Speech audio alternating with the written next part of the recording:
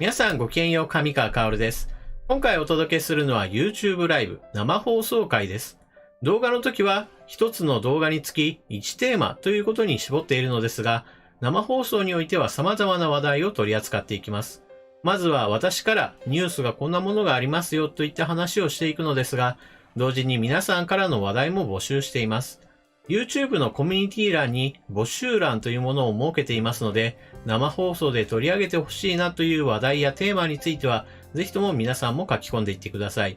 また、放送中にどんどん書き込んでもらっても、それは問題ありません。最新のものから見るという時もありますし、評価順という具合にして並べ直して、その上位から見ていくということもあります。その時の気分によって結構変わりますので、お気軽にどうぞ書き込んでいってください。ただ、一つ注意点があります。動画と違って生放送の場合は皆さんとの対話を重視している面があるために、動画のように情報だけをギュギュッと詰めたというものとは少し雰囲気が違います。ですから私自身も結構のんびりと話題を展開していくこともありますので、そうした雰囲気が苦手だなと思う方は、そもそも動画とは違うものだというふうに受け止めてくれると嬉しいです。それではこれより本放送を開始します。ぜひとも最後までご一緒ください。それではスタート。皆さんごきげんよう、上川薫です。2022年1月15日の生放送を行っていきます。放送開始前から多くの方に集まっていただきありがとうございます。今晩もよろしくお願いします。いつもの方も、そして初めましてという方もおられますが、基本的にはもうこのチャットっていうのは以前から言おうと今回が初めてであろうとみんな平等だと私は思ってますんで、その点は特に気遣うことなく、もうじゃんじゃん普通にチャットが入っちゃってください。こっちじゃない。はい、というわけで今日もいつもと同じように生放送の話題募集コミュニティの掲示板で行っております。ちょっと前回の時にですね、反省点がありまして、並べ替えをするという時にこの評価順でいつもやっているんですけれども、評価順で並べ替えた時に、皆さんの書き込み全件が表示されてなくてですね、新しい順に並び替えたら途端にこの人書き込みしてくれてたのにっていうのがちょっと見つかったりもしました。なので今日はこの点も気をつけて評価順で基本的には進めていくんですけれども、ピックアップするのを全然見落としてしまったよっていうものがないように、今回は新しい順の方も合わせて使うことで皆さんからの書き込みに反応していければなと思っております。それとこの事前に書き込みしてくれているっていう人ももちろんこちらの方重視していくんですけれども、こちらの皆さんが書き込んでいるチャットの方も随時横目で見ながらっていう感じで反応していきますんで、全部が全部、反応するわけではなくて、その時々目が追いついた時に話をするという感じになっているので、その点はご容赦ください。基本的にはこのチャットの方よりもコミュニティ掲示板に書き込んでもらった方が話としては取り上げることが確率的に多いと思ってください。はい、それではもう早速進めていきましょう。まずは評価順で並べていきます。まずはこのちょっと長めだなと思った時は読み上げソフトを使って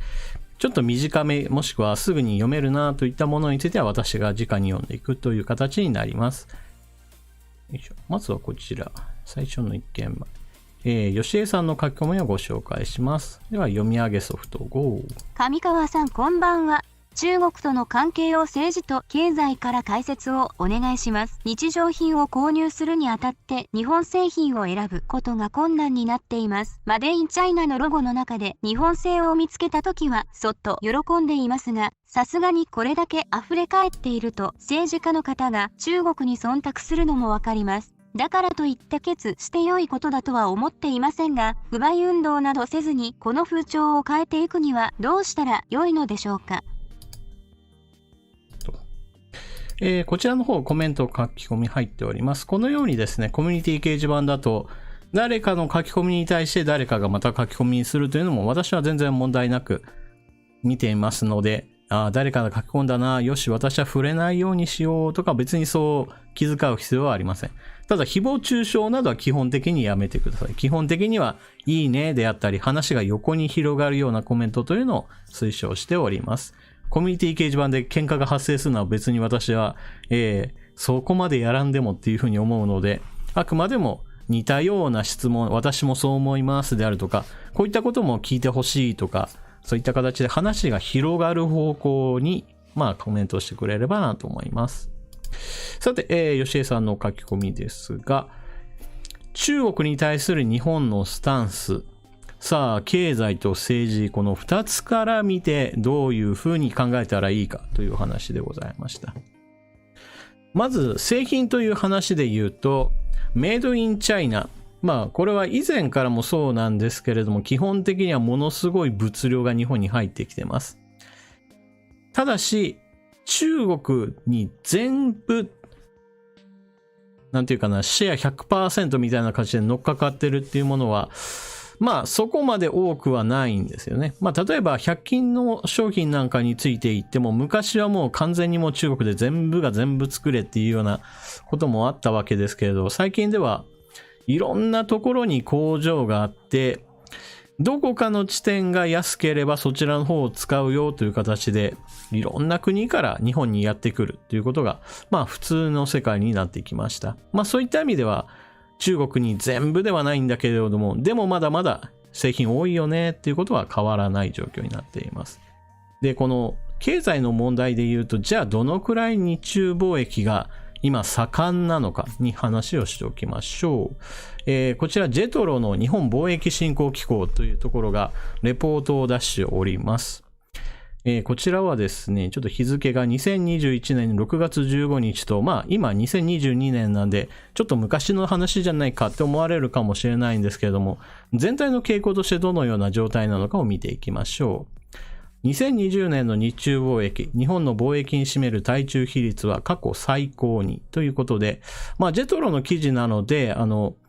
はしょってないんですよね。とにかく、細かい数値も全部バーっと書いてあるので、これを全部見てくださいっていうのはちょっと無理なので、概要の方を見ていきます。数字がとにかくバーっといっぱい並んでいて、細かく何がどのくらいっていうような話がずっとあるんですが、わかりやすいところまでちょっと、進んでいきますと、こちらですね。日本の貿易総額、輸出額、輸入額に占める中国の構成比は過去最高。こちらは2020年の話ではあるんですけれども、全体の傾向としてはそんなに大きく変わってないと思ってください。財務省の貿易統計によると、日本の貿易における中国の構成比、輸出が 22.1% で前年から3ポイント上昇。輸入は 25.8% で 2.3 ポイント上昇。ということで、ここで大事なのは細かい数値ではなくて、全体の中でどのくらいあるかという割合が、一番考え方としては大事になります。日本から輸出する場合において、全体が100とした場合において、中国向けは 22.1% ですよと。一方で、輸入、これが全部の量 100% とした場合、中国からやってくるのが 25.8% ということになっております。全世界から輸入しようとなった時に、中国が 25% も占めているわけですから、日本に入ってきている輸入品の4分の1が、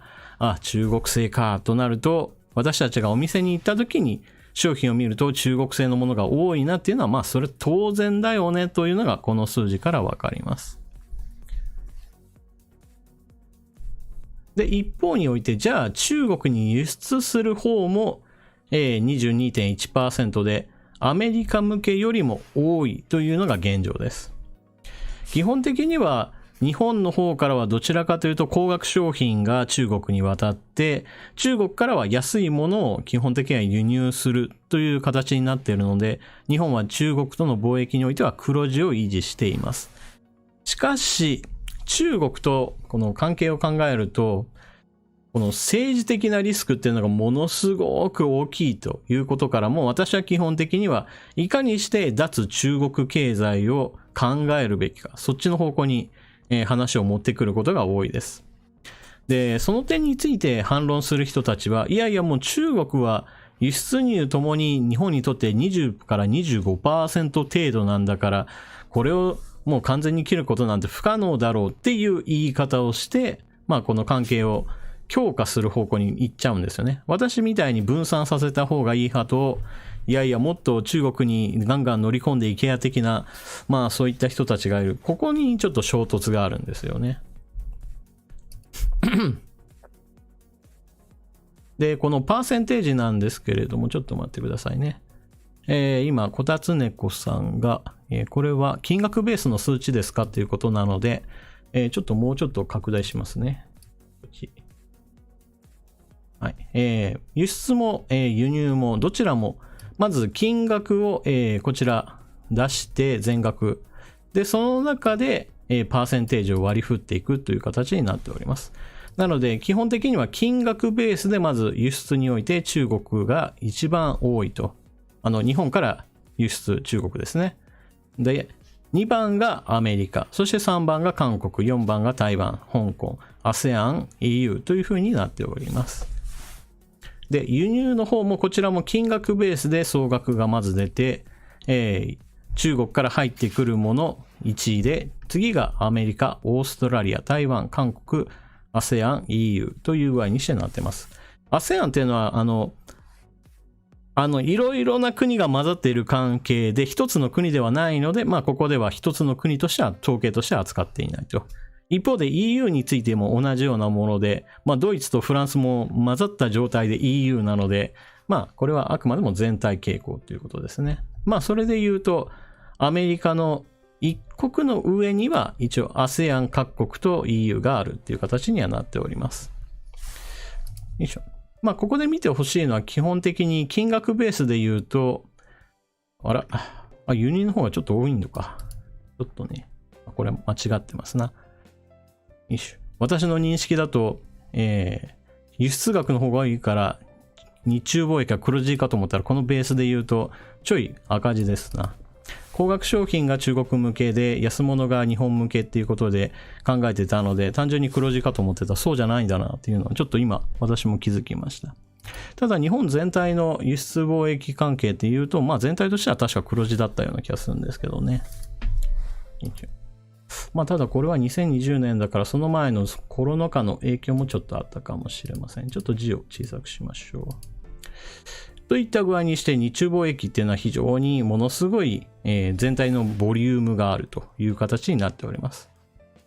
で、中国のこの貿易関係なんですけれども、日中関係について言っても今ものすごい割合を占めているんですけれども、同時にアメリカと中国との間における貿易っていうのもものすごくこれが盛んで、決して断交するとかそういった話は出ておりません。基本的にアメリカとしてはバイアメリカって言ったら基本的にアメリカの人がアメリカ産のものを買おうっていう運動なわけなんですけれども、中国に対してもアメリカ製のものを中国はもっと買えっていう運動をしています。これはトランプ政権からバイデン政権に変わっても基本的に受け継がれている基本政策で、アメリカは一体何を言っているかといえば、基本的にはアメリカと中国との貿易関係においてアメリカが赤字がどんどん出るのは許さないぞっていうのがまず第一にあるんですね。だからこそ中国側に対してどんどんと輸出するだけではなくアメリカのものをどんどん買えよっていう圧力をかけているわけです。このあたりの関係は残念ながらなかなか解消してないんですよね。で、なんでそういう風にして解消しないかっていうと、アメリカの企業自身も中国に工場を建ててアメリカ向けの商品っていうのを、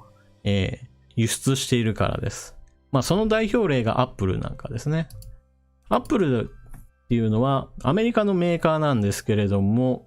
基本的には設計をして、その設計をして部品をどこで組み立てるかってなったら、中国にある巨大工場、こちらの方で下請けの企業、フォックスコンなんかに対して、さあ、この設計図に基づいていろんな部品を発注したんだからあなたのところで組み立てなさいよっていう形にして最終製品を組み立てたりします。フォックスコンっていうのはアップルから組み立ての下請けをしているわけなんですけれども、中国以外もベトナムであったり、インドネシアであったり、インドといった、まあ様々な国に工場を建てて、それらの工場でアップルの製品を作ると。そして輸出、もしくはその国で消費するという形になっております。まあそんな風にして中国製のものだからといって、まあ私たちは普通に使ってるわけです。メイドインチャイナを気にせずに、例えばiPhone をみんな買ってるっていうのは、まあまさにみんなが知らない、みんなが意識しないでも中国製っていう、まあ代表的なものでしょうかね。だから衣服なんかだとメイドインチャイナっていうのはまあタグ付けされているのですぐわかるんだけれども、みんな iPhone に関しては結局メーカーがアメリカのアップルだからっていうことになって気にせずに中国製のものを普通に使っているっていうのが結構あるんですよね。まあ政治の話ではなくちょっと経済の話ばっかりしましたけれども、まあこういう経済関係っていうのをいかにして中国から出して他の国々に分散させていくかっていうのが、まあこれからの日本にとって大事なことだと思います。まあ何しろ日本と中国との間における政治的な圧力っていうのが何か発生した途端に中国国内の日本工場がガンガンに焼き討ちに遭う、愛国無罪だっていうそういったスローガンでもひどい、打ち壊しみたいなのに遭う可能性っていうのはいつでも存在している国なので、で普通の状態にあったとしても日本企業が中国に進出するときにおいては現地法人との、合弁会社を作らないといけない。そして合弁会社を作るときには中国側の人たちも大量に入ってくるので会社を乗っ取られてしまったり、もしくは日本企業の持っている情報なんかを不当に持ち出して他の企業にとか、まあそういったことも頻発してるんですよね。まあだからこそこの不平等な条約とか不平等な貿易関係のルールについてはまあ世界中が見直しなさいと圧力をかけているんだけど、まあ結局のところ内政問題だから中国はそれを今のところは跳ねつけてると。そういったルール無用のことをやってるんで、まあ例えば TPP に加盟するにあたった中国は全然ルールを守っていない国なんだからとてもじゃないけど入れないよねっていう話になったりするわけです。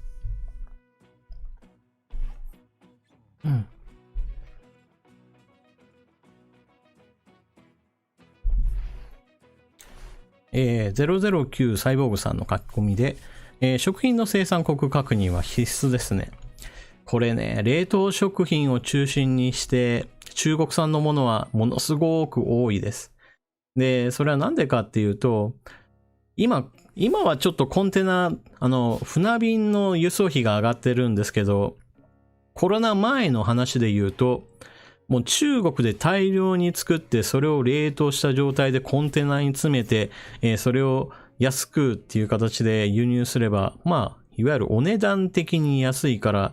まあ国内で作るよりもいいよねっていう風潮がものすごく根強くなってしまったんですよね。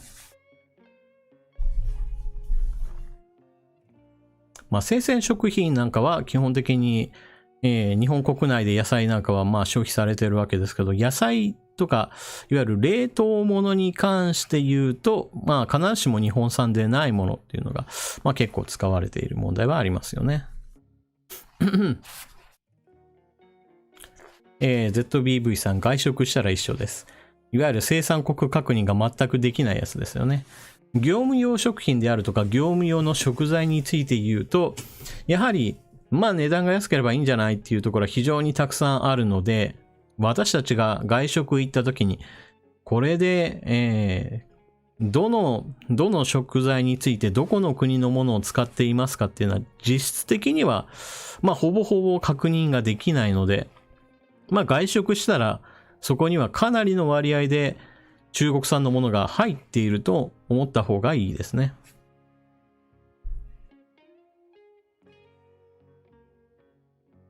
ルニハニさん、国内製造と表記されてても材料が中国産だったりするわ。それは十分あることですよね。まあ材料を結局輸入して、そして日本国内で調理して最終的な仕上げをして商品として出荷するってなったら、工場が例えば福岡ですよとかなってたら、てっきり国産かなと思ったら、その工場で加工して最終製品にしているだけっていうことはまあ十分あるんですよね。ダブルシュナウザーさん、上川さん、こんばんは、のど飴大。どうぞありがとうございます。もうのど飴大は本当にね、ありがたいでございます。もうここ最近ずっと飴舐めてますね。というのも、先週で話をしましたけれども、喉の調子が悪いっていうのは、もう今でも継続中です。何にもしてないときは何にもないっていう、もう本当に安静にしているときは咳一つ出ないんですけれども、例えば動画を撮影しようと思って話し始めると、もうそれだけでなんか喉がムズムズっとしてきて、ゴホンってなるんですよね。いわゆる刺激に対する過敏な状態って言えばいいのかな。単純に何かの病気にかかって、例えば風邪にかかったとかコロナにかかってゴホンとしてウイルスが撒き散らすとかそういうのじゃなくて、もう単純に喉が弱くなって刺激に対して過敏な状態で、刺激に対する反射として咳が出るみたいな感じになってるんですよね。うん。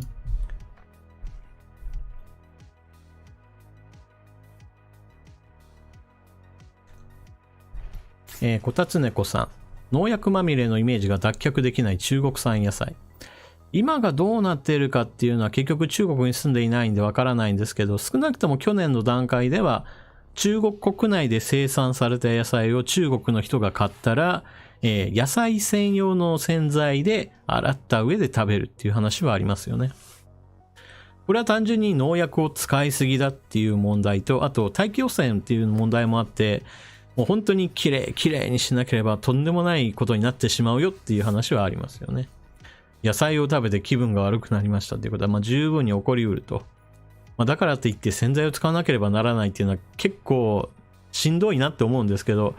あちらの国の人たちにしてみればそれがいつもの日常風景っていうね。このあたりは国が変われば常識が変わるって言いますけれども、中国はあまり環境的には良い場所ではないですからね。トシ君、その洗剤が怪しい。それも洗剤は洗剤でまた怪しいんですけどね、確かに。油なんかについて言ってもそうですけれども、廃油を結局再利用してまたもう一回みたいな形で使うっていうね。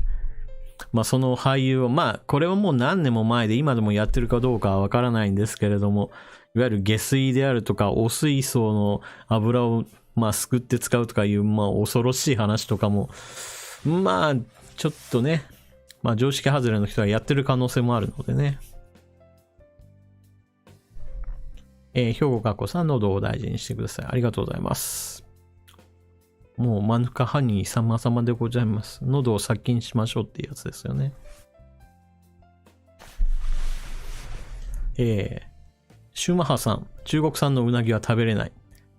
結局のところ中国産のうなぎは今でも正直ね、ダメなやつが多いですよね。たとえ日本企業が現地に行ってやっていたとしても、思い込みじゃなくて本当にゴムゴムの実みたいな感じになってるっていうね。ちょっとこれ違うでしょうっていうね、ものになったりするんですよね。うなぎについて言えばやはり国産ものということはやっぱりいいんじゃないでしょうかね、私は。ふるさと納税で何か買おうと思ったら大抵私はうなぎを選びますね。で、うなぎのことを調べると鹿児島産県のものがものすごく多くて、イメージ的には静岡だったのにな、でも実際のところは鹿児島なんだっていうのを結構覚えるようになるとかね。そういうこともありますよね。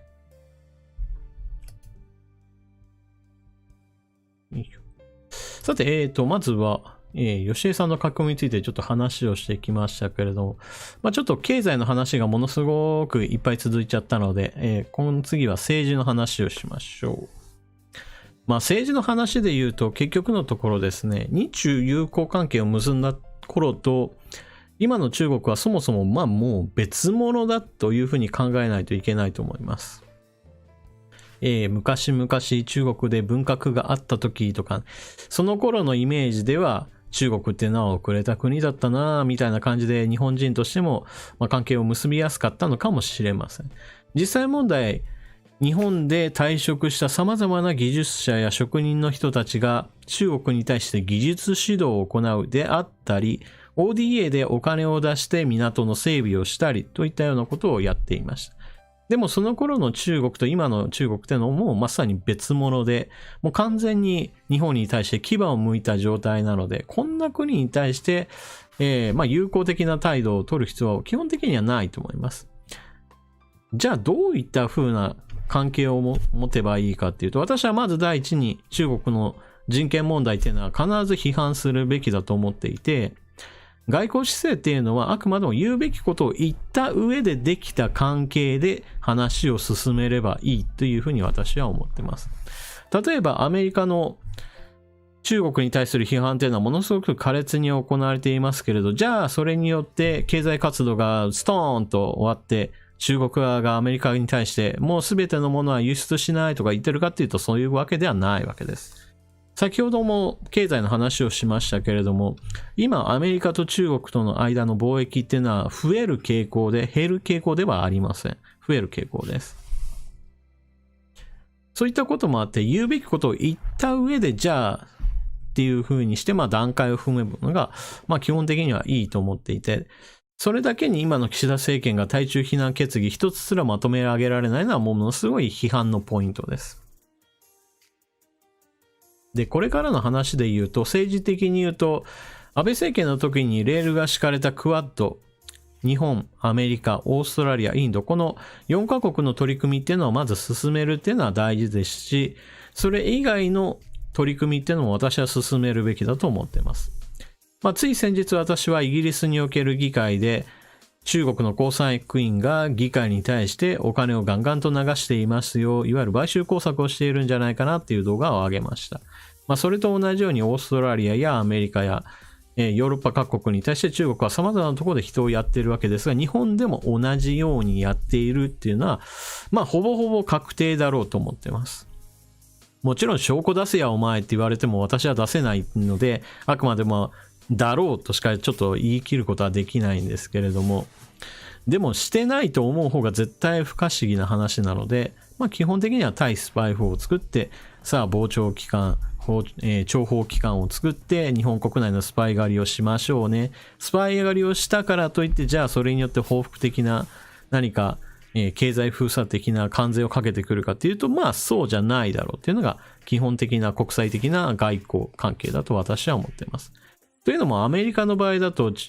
アメリカ国内にいる中国のスパイっていうのを摘発したとしても、じゃあそれによって中国との外交関係上において何かものすごい大爆発するような何かが起こるかっていうとそんなことはないわけです。スパイはスパイでその国における法律に基づいて摘発し、そして刑務所に送るっていうのはどこでもやっていることなので、日本はそれをすべきだと思ってますね。で、その上で別に中国との政治関係っていうのは結べばいいと。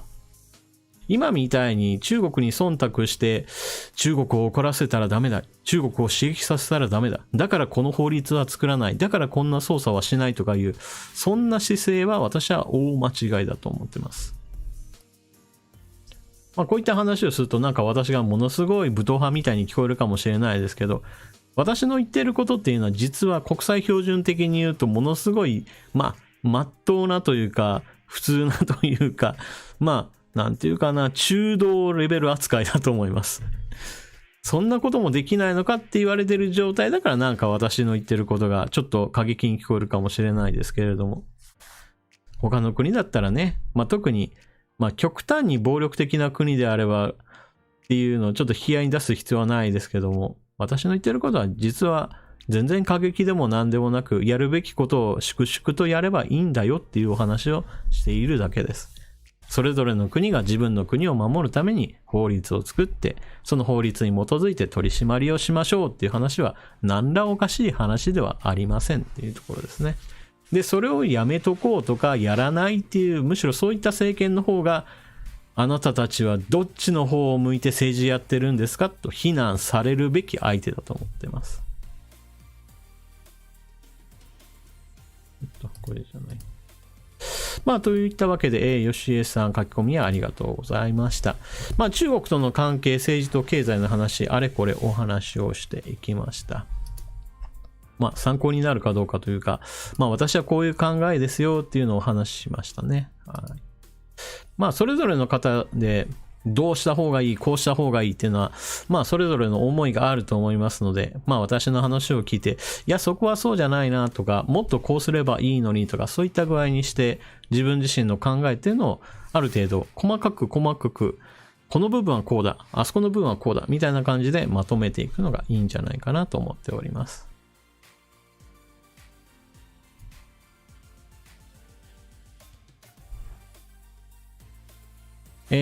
スパイ法を作るかどうかについてなんですけど、私は岸田さんは作る気はゼロだと思ってます。諜報機関を作る気もゼロだと思ってます。対中非難決議をするかどうかについて言っても、まあ消極的だなというふうに思ってるのに、出すか出さないかで言ったら、出すんだったら骨抜きにしたものを出すとかね、実質的に意味ないでしょっていうものを看板だけ対中非難にするとかね、まあそういう小細工をするんじゃないかなっていうぐらい、まあ中国に対する政策はものすごい低評価です。もう全然期待できない状態ですね。まあそもそも期待していなかったから失望もしようがないっていうレベルで、もう初期の頃から私は不安だってそればっかり言ってましたからね。で今はその不安っていうのが現実になって、岸田政権は中国に対してはまともな政策はやらないだろうなっていうふうなちょっと認識が深まっているところでございます。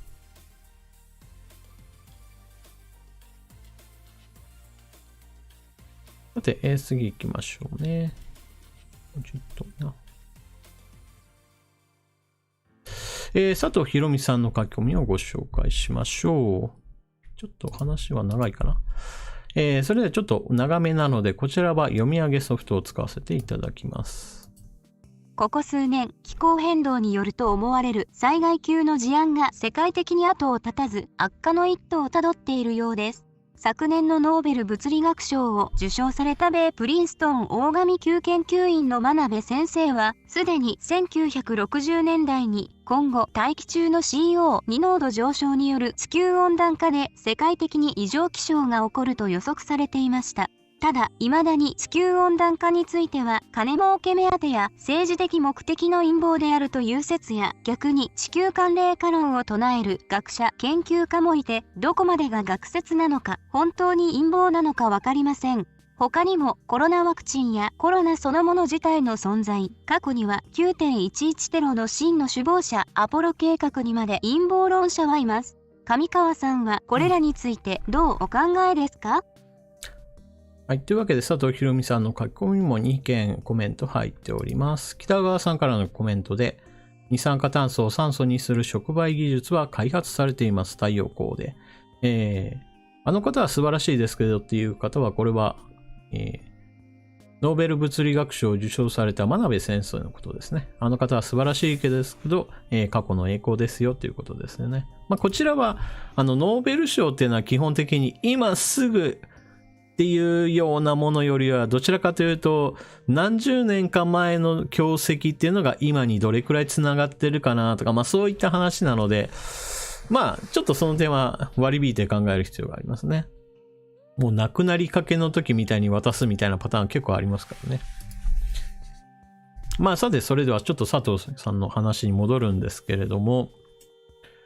この気候の変動に関して言うと、さあどうなるかっていうのは様々な学説が出ているのは確かにその通りです。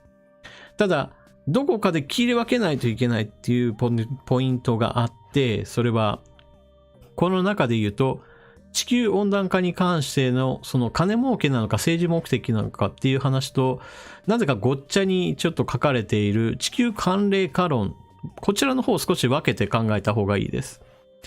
というのも、地球のことを考えたときに時間軸をどのくらい取るのかっていうのが結構大事で、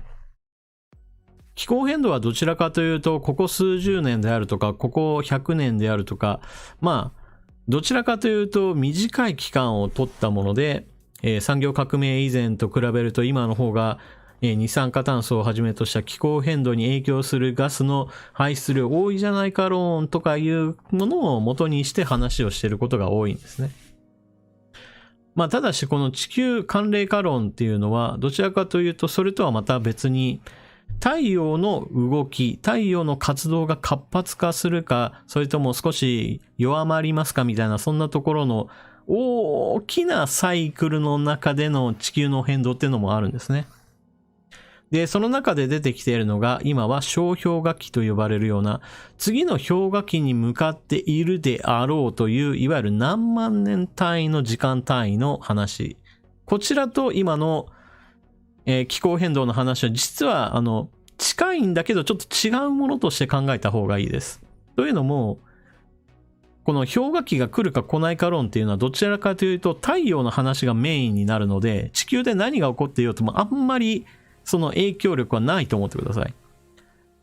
太陽の活動がもしも縮小というか減退すれば、もうそれは地球で何が起こっていると関係なくものすごい影響を受けるのが地球っていうものなので、ものすごい、地球に降り注ぐエネルギーが減ったなーってなったら、それだけで氷河期がやってきてしまうっていうのが、まあ現実問題としてあると。で、それが大きな流れ、何万年単位の中で言うと、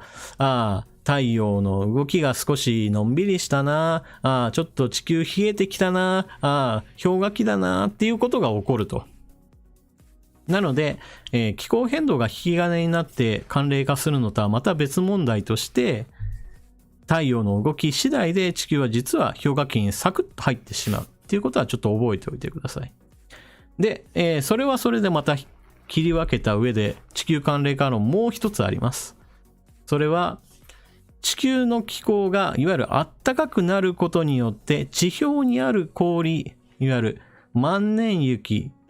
そういったものがどんどんと水になって海に流れ込んじゃう論っていうのがあって、それが地球の寒冷化、いわゆる海水の動きを悪くする。海水がなんで動き悪くなるかっていうと、この理論っていうのは、海の水っていうのは塩分がたっぷりありますよっていう、いわゆる塩分濃度っていうのを考えないといけないんですけど、そこに、例えば、グリーンランドかアイスランドか、もしくは南極大陸にある、いわゆる陸の上にある大量の水が今氷としてあるんだけど、これが全部水になって流れ込むと塩分薄まっちゃうよね。そして温度についても中和されちゃうよねっていうところから、海水温の流れっていうのがものすごく悪くなって、そしてそれが、地球寒冷化を引き起こすっていう、そういった説もあります。そういった具合にして、ちょっと人知を超えたところで実はそういったことが起こりうるっていうね、ちょっと別の話もあるので、それと政治目的だ、金儲けだっていう話とはちょっと一旦分けて考えた方がいい話です。これが混ざってしまうともう訳がわからないことになっちゃうんですよね。山下秀樹さんが今書かれていますけれども、そういったいわゆる全体の話の中で人間が関係ないところ、火山活動も影響しますよっていうのもまさにその通りですね。火山活動がめちゃくちゃ活発になると、塵や、塵でいいかな。塵がものすごく大気中に拡散することによってバリアみたいなものができて、地球に降り注ぐ太陽エネルギーを遮断してしまうっていうようなことがあって、それが温度を下げるっていうことにもつながりますからね。これもまた一つの原因でございます。だから火山活動についても影響がしているっていうのは忘れてはなりません。それはそれとして、じゃあどんな話いきましょうかね。で、このテロの話とかね、陰謀論とかをもうほんと一つ一つ切り分けていかないといけないんですけど、もうそれらがなんかミックスされたものを提示されるから、こっちも結構辛いんですよね。そういったミックスされたものっていうのは話として面白いものが圧倒的多いんです。なんてことだ、こんなことを進めていったらもう人類は滅亡してしまうとか言われると、なんかムーとかいう雑誌、そういったものもあるんですけど、そういった極端な話を聞くと、何それ何聞かせてっていうね、いわゆる好奇心を湧き立たせることがあるんですよね。そういったこともあるので、陰謀論には流されないように。でも陰謀論を楽しみたいなっていう気持ちも私もわかるので、そこはちょっとね、せめぎ合いですよね。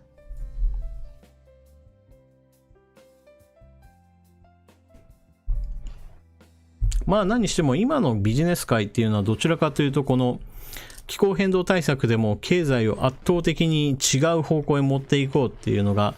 ヨーロッパを中心にして大きな流れになっています。いわゆるメガトレンドと呼ばれるようなもので、このメガトレンドに乗れないと、いわゆるビジネスについてもものすごい逆風が吹いてしまうっていうので、日本企業はこれに対抗していかなければならないと。日本企業でいうと、自動車産業がまさにハイブリッド技術を中心にして世界にかなりシェアを伸ばしていた状態なんですけれども、ヨーロッパはまさにこの大逆転を狙うためにハイブリッド技術そのものについても、いや、あれは旧来のガソリンエンジンも一緒に積んでいるんだから、あれはもうダメだ。もう全部電動車に切り替えるんだっていうような、もうゲームチェンジをしようとしてるんですよね。ルールが変わればヨーロッパがもう一回勝てるっていう陰謀論ですよね。どちらかというと。これは、どっちかというと陰謀論というよりもビジネス戦略として彼らが仕掛けたっていう面は、これはもう、なんていうかな、みんなの認めるような話じゃないかなと思いますね。アメリカはこの話には基本的には自分たちはもう自分たちでやっていくんだっていうそういったスタンスを取っているんですけれども、ただ大統領が変わるとコロッと変わることがあるんでね、わからんのですよね、アメリカは。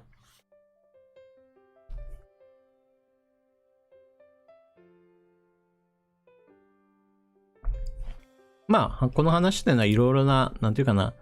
取り留めもなく話ができるっていう意味では私も面白いと思っております。どこまでが学説なのか、どこからが陰謀論なのかっていうのはもうちょっと時間かかってみないとわからんところですよね。もうなんだったら、今、気候変動でものすごい大変なことになってるよねって言ってる50年後にはもう氷河期に突入して寒い寒いって言ってる可能性も十分あるのでね。何が起こるかわからないっていうところでございます。それにしてもね、ヨーロッパのこの自分たちに有利なルールにガンガン変えてしまおうっていう姿勢はね、残念ながらもう仕掛けられた後なんでこれをひっくり返すのは難しいので、日本政府も見習って自分たちの都合のいいルールに切り替える、そんな考え方もちょっと必要だったっていうところですよね。このあたりは歴史のある国々なので自分たちが権謀術数をいかに張り巡らせているかっていう、そういったのを感じさせますよね。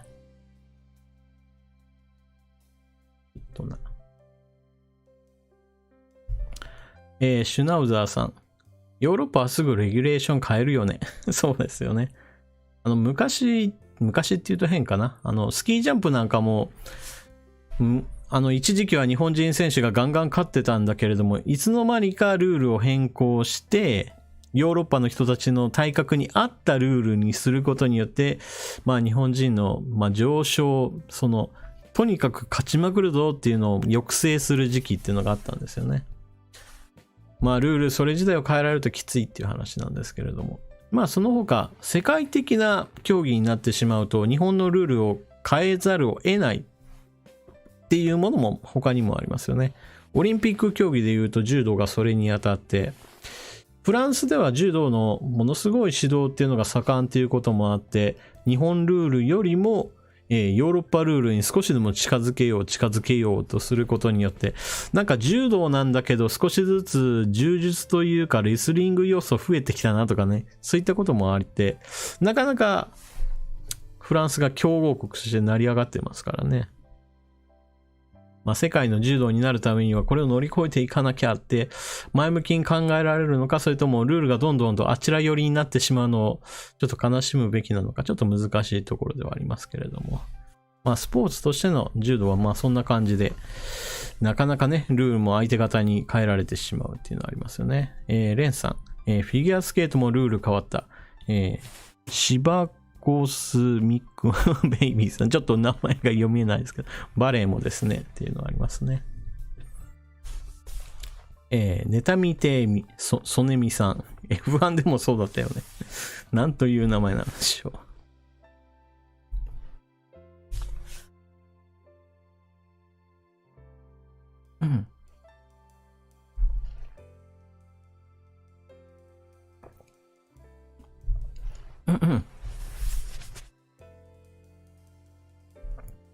さて、それではまた、コミュニティ掲示板の方戻りましょうかね。よいしょ。ほいほい。それでは次は、桜島俊さんの書き込みをご紹介していきましょう。ちょっとこちらも長めかなということで、読み上げソフトの出番です。上川さん、こんばんは。河野太郎氏の件で伺います。総裁選で C 国との関係が発覚しましたが、全く悪いと思っていないようです。今回は二重国籍も認めるべきと発言しました。こんなに軽々しく広報本部長が発言してよいのか、日本の将来を本気で考えているのか、自民党にいては危険な人物でないか、いつ裏切るか文からない疑問だらけです。上川さんは現在の河野太郎氏をどう評価されますか？兵庫加古さん、二重国籍など持ってのほかです。だんだんと河野太郎という人物の危険性があらわになってきたように思います。久我京さん、二重国籍を形にすれば、帰化して元の国籍がわからなくなるより、もともとどこの国の人かわかるから良いという話かなと考えましたが、そもそも二重国籍だと何が起こるのかを私は分かっていないと気がつきました。上川さん、あるいはお知恵のある方、根本のところからの解説をお願いします。おもちパンダさん、この件について情報が錯綜していてよくわかりません。本当に記事のようなことを言ったのかにわかには信じられない発言です。本当ならば憲法違反であり、憲法改正を行わないとできない話です。100歩譲って、これを餌に憲法改正議論に持っていこうというのなら、お主も悪いよので拍手です。土壇場になって、やっぱりダメと確定させて、本丸の憲法改正審議へ持ち込むなんてこと、お隣さんはよくやりますが、ということで、それぞれの方のコメントも入っております。さて、それでは、まず最初の桜島俊さんの、河野太郎氏がどんな発言をしたのかというところから見ていきましょう。流れを追った記事っていうのがちょっとちゃんとないんですよね。ツイッター上では二重国籍河野太郎っていう形で、検索をかけると話題のツイートという形でボロボロ出てきて、でその中には、どんな発言をしたのかという、インタビュー映像が流れてきます。でちょっと YouTube だと著作権上の問題もあって、多分音声付きだと流すのがダメだと思うので、かいつまんで言うと、ここで出てきた、二重国籍も認めるべきだという話をしたというところになります。で、それに対して、もうここで書いているように、二重国籍を求めるなんてもってのほかだ、何言ってんだよっていうことで、非難が集中したっていう出来事がありました。で、それに対して、河野太郎さん何を言ってるかっていうことで、今日ですね。今日この件に関してのブログを書いております。ちょっとこちらの方バーっと読み上げるの大変なので、こちらも読み上げソフトの出番となりますので、ちょっと、全文、読み上げソフトを使いますね。ネット上で私のメディアでのインタビューを悪意を持って改ざんし、拡散している人がいるようですので、私の真意をお伝えしたいと思います。日本国内での2019年の婚姻件数は59万9007件ありました。そのうち一方が外国籍のケースは2万1919件。つまりおよそ27件に1件は国再結婚ということになります。このような婚姻の場合、日本のように父母のどちらかがその国の国籍を持っていれば、子供に国籍を与える両系血統主義の国民同士が結婚すると、子供は父親の国籍と母親の国籍の両方を持つことになります。欧米やオーストラリア、ニュージーランドなどでは2つあるいはそれ以上の国籍を持つことを容認する国がある一方、日本ではこの場合22歳になるまでにどちらかの国籍を選択しなければなりません。両親のそれぞれの国籍と文化を受け継いで育った子供がどちらかの国籍を選択し、他方を放棄することを迫られている現状を改める余地があるのではないかと私は思っています。二重国籍を認めていない異国、中国やインドなどや兵役の義務が課せられている国、韓国やイスラエルなどを除いた国々の両系血統主義で得た子供の国籍を22歳以上になっても保有することを認めていくべきではないでしょうか。この他にアメリカのような出生地主義の国で生まれたことにより国籍を得た場合や、優れた業績を持つ極務者などが研究などの都合などで他国の国籍を得た場合に国籍の選択を迫ったり、日本の国籍の放棄を義務付けたりすることについても議論する余地があるのではないかと思います。また、他国の国籍も保有している者が選挙に立候補したり、閣僚や裁判官などに任命される場合などに、他国の国籍の放棄を義務付けるということは必要でしょう。コロナ禍で日本の内向きの状況がさらに加速する中で、国際的な日本の立ち位置をしっかりと考えていく必要があると思います。というわけで、河野太郎さん自身はまず二重国籍を認めるべきだと話したことについては話しましたよというところが、最初の事実の確認です。で、この話一体なんでそういう話をまずしたかっていうと、ちょっとこのツイッターの方でのインタビューがありましたよっていうこの番組なんですけれども、在米の日本人向けの、ある程度のお話になっていたと。つまり話題の中心っていうのは、日本の外にいる日本人っていうのもいるわけなんだけれどもっていう話のところから、二重国籍っていうのは大丈夫っていう考え方を示したと。で、あとですね、この二重国籍問題で一番の問題と言われているのは、まず国会議員、蓮舫さんの問題がありました。あの人の場合だと日本国籍持ってるだけではなくって、あなた、台湾の国籍も持ってますよね。それ二重国籍ですよねっていう問題がまず以前ありました。そのようにして2つの国籍を持っている人が国会議員になるっていうことは、あなた一体どっちの国のために働くのっていう問題が必ず存在すると。だからこそ二重国籍は認めるべきではないっていうのがまず第一前提にあります。で、そのことについて河野太郎さん一体何を言っているかっていうと、二重国籍を認めていない国、中国やインドやもしくは兵役の義務が課されている、韓国やイスラエルなどについては、そもそも除きましょうと。で、それ以外の場合だと、両親のうちどちらかが日本人でどちらかが海外の人で、国際結婚すると必ず子供は2つの国籍を持って生まれた状態になるので、それが22歳になったら、ちゃんとどっちかに絞ってくださいねっていうのを、これをもうどっちも保有してもいいんじゃねっていう考え方が、河野太郎さんと。例えば、日本人とアメリカの人が結婚して子供が生まれましたってなったら、その子供が例えばアメリカ国籍も持った状態であればアメリカにいて働くのが容易になるとか、そういったこともあるわけですよね。そういったのをおそらくは想定しているんでしょう。ただし私は基本的には二重国籍はそもそも認めなくていいんじゃないっていう方で、なんでかっていうと、結局のところ、確かに日本人がアメリカで働こうと思ったら就労ビザを取るにはものすごく審査が厳しくって大変だっていうのはわかるんだけれども、だからといってそういうことを理由として二重国籍を認めるようになると、結局のところ最初の話に戻ってきて、その人の国籍っていうのを定まっていない状態だと、その人のアイデンティティとしてどっちの国を大事にしているんですかって話が結局のところぐるぐる回ってまたと同じところに戻ってきますよっていうのが発生しちゃうんですよね。だからこそ基本的には二重国籍は認めないと。で、認めるんだったらっていうことで条件付けでこの国会議員とかそういった公職にはつけませんよっていう規定をかけるっていうのは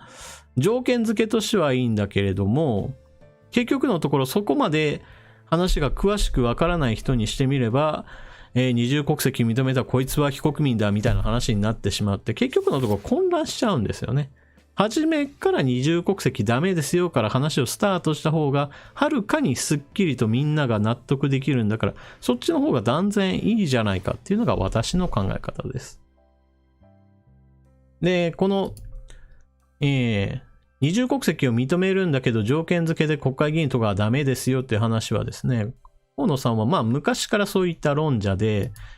こちらは同じく河野太郎さんの公式ブログ2008年のものでございます。2008年ということなんてものすごい昔なんですけど、この問題については昔から取り組んでいて、2008年の頃からこう言っています。まず二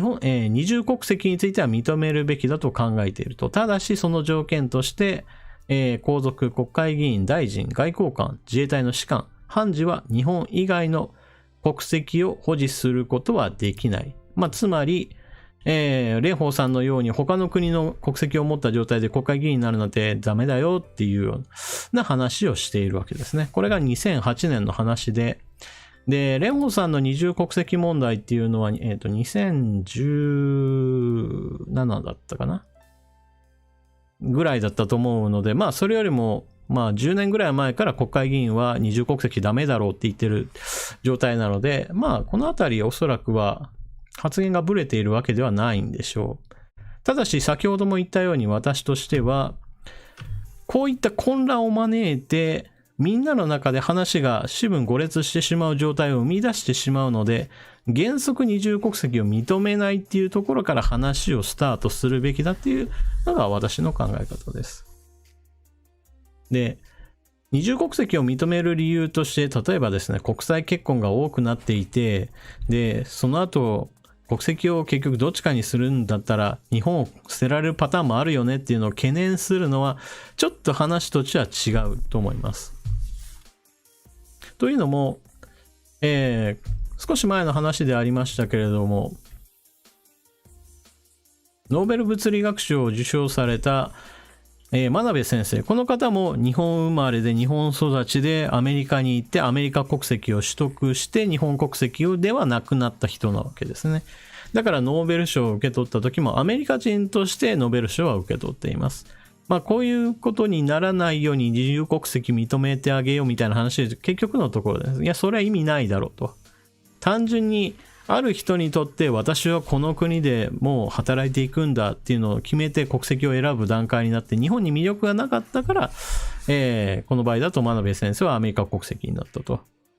だから別にこの二重国籍を認めるか認めないかっていうところで別に、真鍋先生はそういう決断を下したわけじゃないと私は思います。結局のところ研究環境として、この先生にとっては日本は合わなかったっていうのがありますね。研究環境もそうですし、人間的に言っても私はやりたいことをやりたいんだ。みんなが協調的にやろうぜみたいなそういう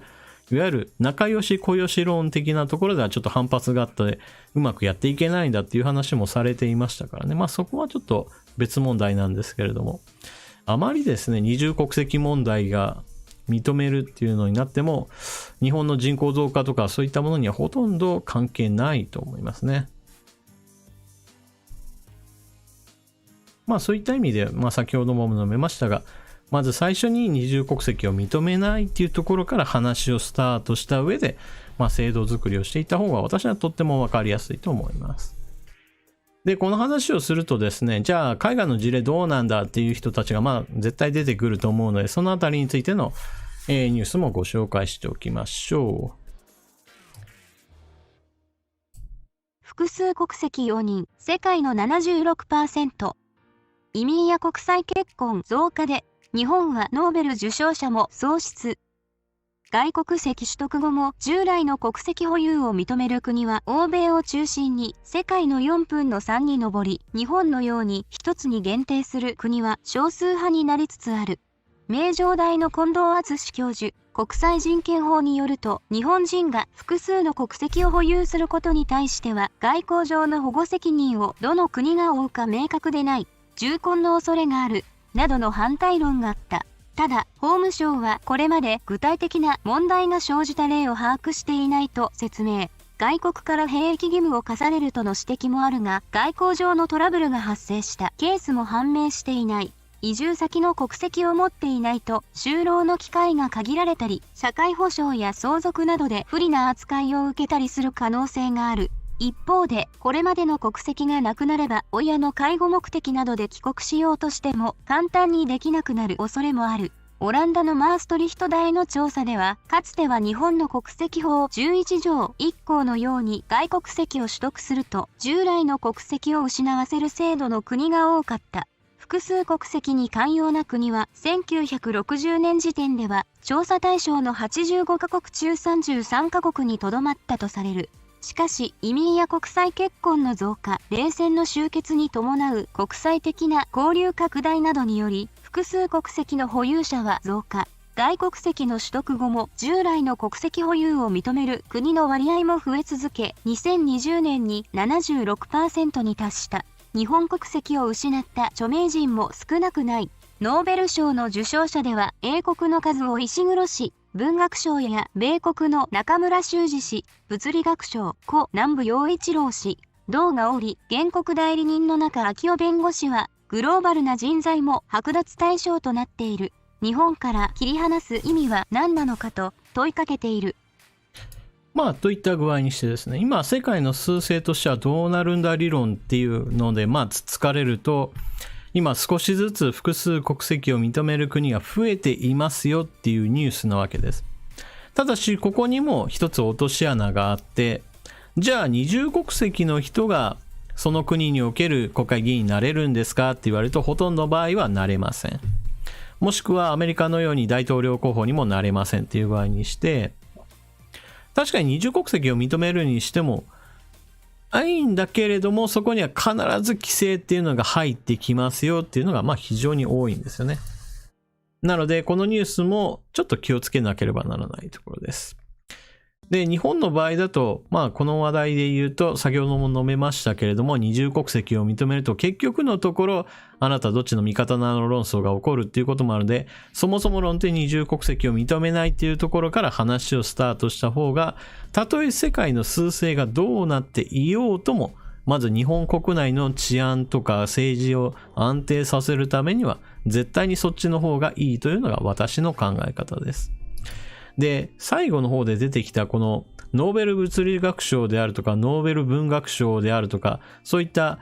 世界的にも認められている賞を取った人たちが結局のところ日本国籍じゃないですよねっていう話は確かにそうなんだけれども、そのことを考えるんであれば、日本国籍を取りたくなるような、日本国籍を捨てたいと思わせないような研究環境であったり学会っていうものを整備する方、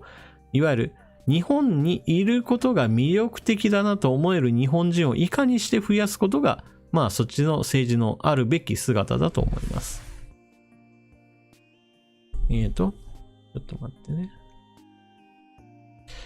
で、大坂なおみさんは日本国籍ですね。あの方も、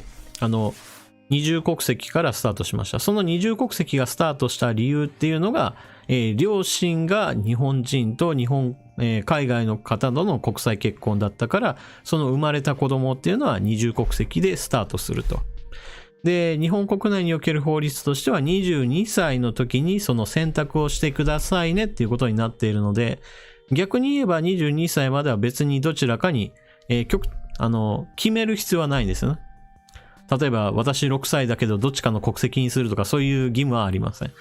なので、高校生とかのそのぐらいの時だと二重国籍の状態でバイトするにしても別にそれは問題ないわけです。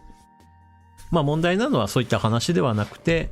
22歳を超えた段階においてどっちかの国籍選ばずにほったらかしっていうのが悪いっていう話ですよね。そして二重国籍の状態で議員に立候補っていうのはまさにご法度というわけです。そのあたりの混乱をしないようにするその仕組み作りとして、私は二重国籍そもそもやめた方がいいっていう考え方ですね。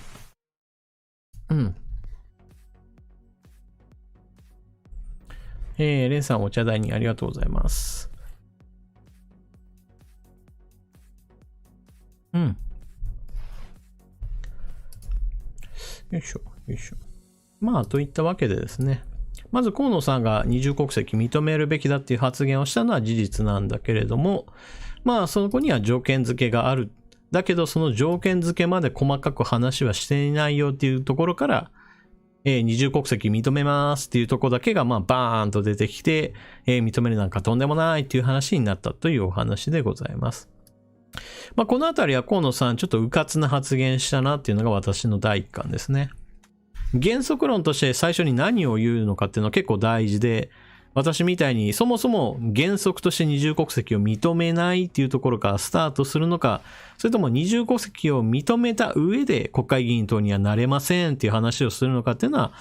結局のところ聞いた方の理解度っていう意味においてははるかに誤解を生む発言を河野さんはしていたわけです。今回の件で少しは懲りてですね、そもそも論として、二重国籍を認めないんだけど、例外的に認める例もありますよぐらいな話に、ちょっとね、話を変えた方がいいのになって思いますけどね。例えばですね、原則的に認めない。だけど、両親が、結婚して生まれた状態で二重国籍になっているっていうのはちょっと例外的に認めると。で、22歳になった時に必ずあなたはどちらかに決めてくださいねっていうのを、いわゆる罰則的義務を課した状態で、二重国籍解消する。そういった形で例外的に考えた方がいいんじゃないかなと思いますね。うん。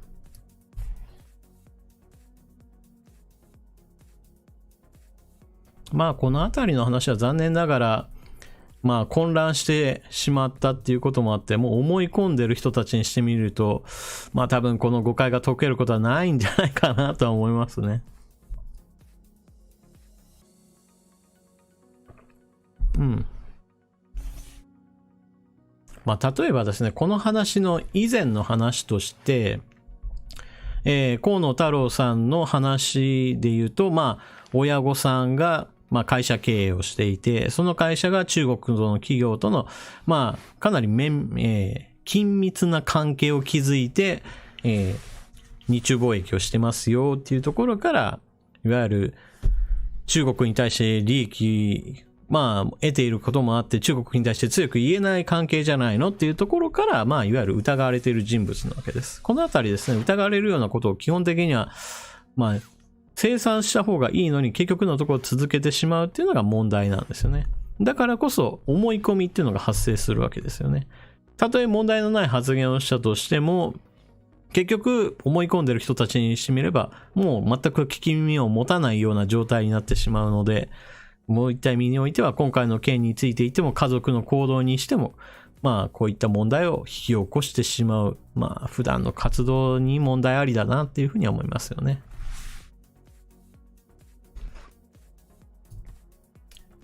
みつきますさん、河野さんよくやらかすね。そうですね。めちゃくちゃよくやらかしますよね。しげさん、親の問題もあるしね。そうなんですよ、ね。親の問題は、もうめちゃくちゃ大きいですよね。もう、うん。結局のところ、子供には親を制御することはほぼ不可能ですからね。親が何をやったかっていうのはものすごく大きな問題です。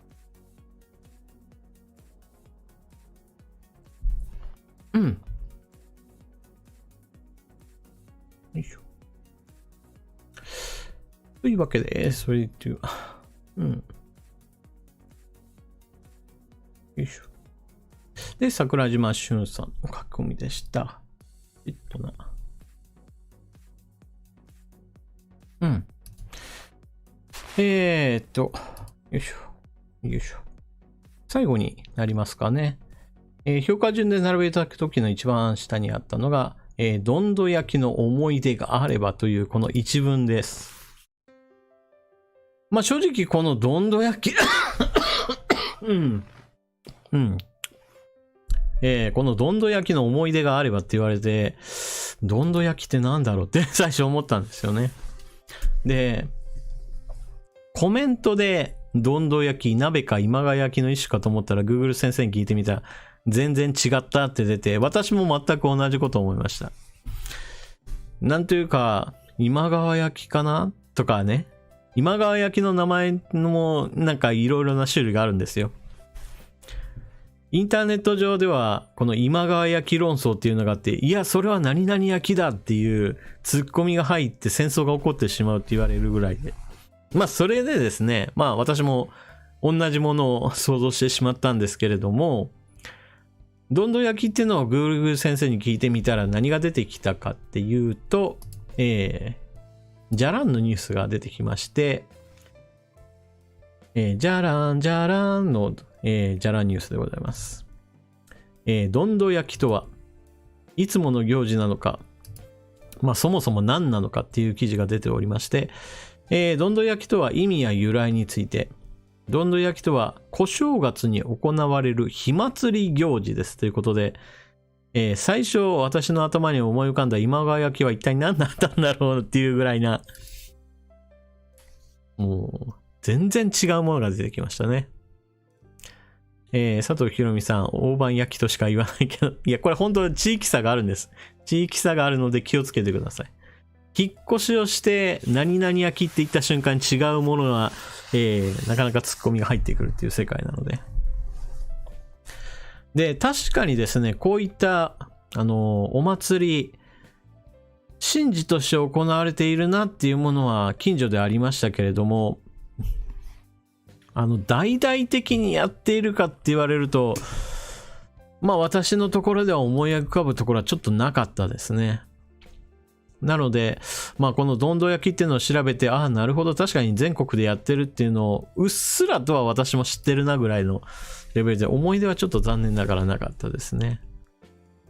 それぞれの地域において、こうした、お焚き上げ的なものをやっておりますと。ただしですね、ここ最近だと、こうした野焼きっていうのが非常に難しくなっていて、それこそ昔だと田畑で、枯れ草をボーボー燃やしてる農家のおじいちゃんとかがいたわけなんですけども、最近だとそういうことをしてるともう通報が入って、そこやめなさいみたいな形で消防署の人が、注意にやってくるとか、そういったこともあるぐらいですからね。で、神社について言っても、これはあくまでも認められている範囲で細々とやっているかなっていうところでしょうね。で、元々の昔からやっていてすごく歴史のあるところだと、今でも大々的にやってるんでしょう。残念ながら私の近くではやっておりませんでしたね。で、このじゃらんのニュースで出てくるこの一番最後のところの、写真なんて、ものすごい河川敷にものすごい人だかりができてボーボーやってるっていうね、ここは結構大規模だなって思いますね。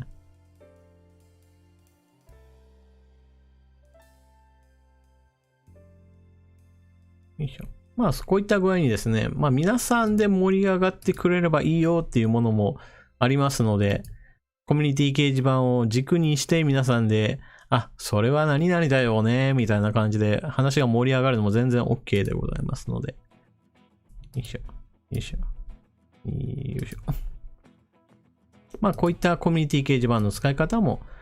私としては問題ないと思っております。ぜひとも、それ何々だよね、という形で、世間話をしていってください。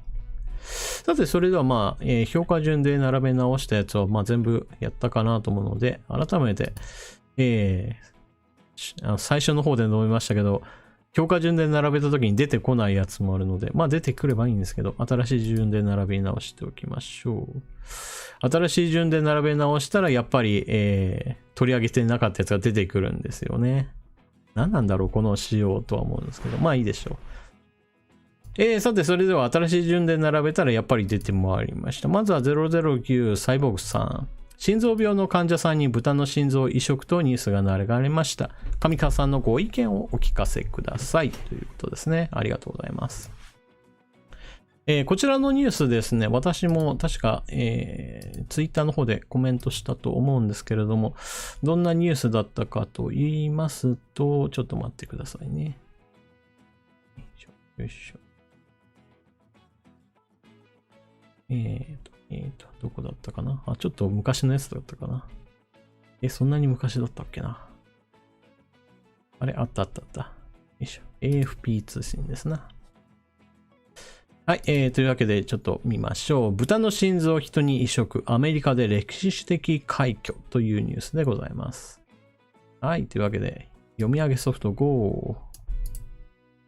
米メリーランド大学医学部ユニバーシティ・オブ・マリーランド・メディカルスクールの医療チームが遺伝子操作された豚の心臓を人に移植する手術に成功した。同大学が10日発表した豚の心臓の人への移植は世界初で慢性的な移植用臓器不足の解消につながることが期待される。メリーランド大学によれば歴史的な手術が行われたのは今月8日。予後観察が必要だが、動物から人への移植において画期的な事例となった。手術を受けたデビッド・ベネットさん、57は人の臓器を用いる従来の移植には適さないと考えられていた。こうした判断はレシピエント、臓器提供を受ける患者の健康状態が非常に悪い場合に下されることが多い。現在、ベネットさんは解放に向かっており、移植された臓器の機能については経過観察が続けられている。ベネットさんに移植されたのは遺伝子編集された豚の心臓。豚の臓器を人に移植した際に拒絶反応の原因となる3つの遺伝子や豚の心臓組織を過剰に増殖する遺伝子が不活性化されている。死ぬか、この移植手術を受けるかどちらかだった。私は生きたい。一か八かなのは分かっているが、これが私に残された最後の選択だ。ベネットさんは手術の前日、このように語っていた。というわけで、アメリカにおいて豚から取り出した心臓を人間に移植しましたよ。そして定着して人間の中で豚の心臓が、人間の心臓の代わりを行っているというニュースでございました。で、この事例というのはですね、漫画好きの人だってあれば、もう何十年前からそういうネタあるなって、知ってる話だったと思うんですけれども、広角機動隊っていう四郎正宗の漫画があって、その漫画の中においては、豚が、臓器、人間に移植する用の臓器を、みんな体の中に持っていて、そういった豚を育ててるっていう牧場が出てくるんですよね。でもちろんこの四郎正宗の漫画っていうのは医学界においてそもそもこの豚っていうのが人間の移植用に使えるんじゃないかっていうそういった議論があったのをネタにして漫画の中に反映して、そして人間、多くの人たちが読む漫画の中でそれを知るっていう形になったわけです。で、この話のポイントとしては豚の心臓をそのまま使ったわけではありません。そもそも人間に移植することを前提に豚を遺伝子編集を行っています。遺伝子編集の技術というものはここ最近ものすごく発達していて、どんどん気軽にっていうと変ですけれども、以前よりもハードルが低い状態で遺伝子編集ができるようになってきました。そういった基礎技術の向上っていうものがあったからこそ、豚の中で移植用心臓を育てて、そして、心臓手術を行うという話になったわけです。で、アメリカでなんでそんな風にして豚から心臓をっていう話になったかっていうと、どうしてもですね、心臓の移植手術となるとその優先順位で順番に並んでいかないといけません。例えばですね、もうそろそろお亡くなりになるかもなっていう人が、優先順位が高くなることはないわけです。なるべくであれば、心臓移植した後長く生きてくれたら嬉しいなっていう人の方が基本的には優先順位が上になるわけです。この心臓手術を受けた方は、この写真でもありますけれども、57歳。57歳にしてはちょっと老けてるなとは思うんですけれども、どっちみち、高齢者の部類に一応入ってくる人なので、例えば30代で心臓手術さえあれば助かりますよっていう人が上位にいたら、順番待ちをずっとしている間に自分が死んでしまう可能性が高くなるわけです。人間の心臓を待っていたらですね。じゃあそれだったら死ぬ前になんとか生き残る道をってなった時に、こういった一つ選択肢ができたっていうわけです。技術的なハードルっていうのはものすごくたくさんあるし、倫理的問題っていうのもありますけれども、最終的に死ぬか生きるかっていう判断をするときに、いや、豚から取ってもいいだろうっていう本人が願ってそれを叶える技術が出てくるんであれば、ちょっと話は変わってくるっていう話ですよね。日本だと特に心臓がものすごく足りなくってアメリカに行って心臓手術したいんです。特に小さい子供なんかだと移植用の心臓が出てくることがめったにないっていうこともあって、募金で2億円集めました。アメリカに行きました。そして順番待ちをしました。でもやっぱり間に合いませんでしたっていう形で亡くなる方もおられるので、そういったことを考えると究極的には豚1頭まあお亡くなりになりますがっていうところですね。まあそれ言ったら私たち豚肉牛肉いつも食ってんじゃんっていう話になっちゃうので、まあそこの倫理的なハードルはちょっと低めかなっていうところから、まあ豚の中で人間に移植する様々な臓器について、今は心臓ですけれども、まあ例えばこれがまあそれ以外の臓器についても少しずつ広がっていく可能性はあるというところですね。まああとはこの豚の心臓、まあ豚の心臓というか移植した心臓がどのくらい、まあ生きるかっていうのをこれから見ていくことになるでしょう。ものすごく長くっていうのはちょっとわかんないですけどね。今回の件で言うと、手術を受けた方もまあ、もう57歳っていうこともあって、この後100年とかそういうことは絶対ないですからね。なんだったら別の病気で亡くなる可能性っていうのも十分あるわけなので。そしてですね、この話のいいところとしては、不法な違法な、そうした闇の、臓器売買ビジネスに対して、まあ、ものすごい強烈な攻撃になるんですよね。私たちっていうか、私のニュースチャンネルだとどうしても中国の話題が出てくるんですけれども、中国、特に新疆ウイグル自治区において、まあ子供が連れ去られてしまうとかですね。別にウイグル自治区だけではなく、中国全域において、まあ子供がさらわれてしまうっていう事例もものすごく多いと。で、そのさらわれる理由っていうのがですね、いわゆるお金目的。じゃあ、子供をさらって何のお金になるのかって言ったら、身代金を要求するわけではなくて、その子供自身を、まあ、こういった臓器売買のなんていうかな、言葉が難しいけれど、まあ、ピーなことを使ってしまって、誰かの体にその子供のっていうのがね、なんか話としてはっきり言うとちょっとこの番組自体がやばくなるかもしれないですけど、まあそういう非人道的な形でね、子供がさらわれた後、そういう運命になってしまうと、もう言葉はぐらかしまくりですけれども、まあそういった違法行為、そういった悲劇を減らすことにもつながるっていうところですよね。何しろ豚さんなのでまあ豚の、まあ亡くなることに対して悲しむ人はいるでしょうけど、人間がそうやって連れ去られて、臓器のその出元になるよりははるかにま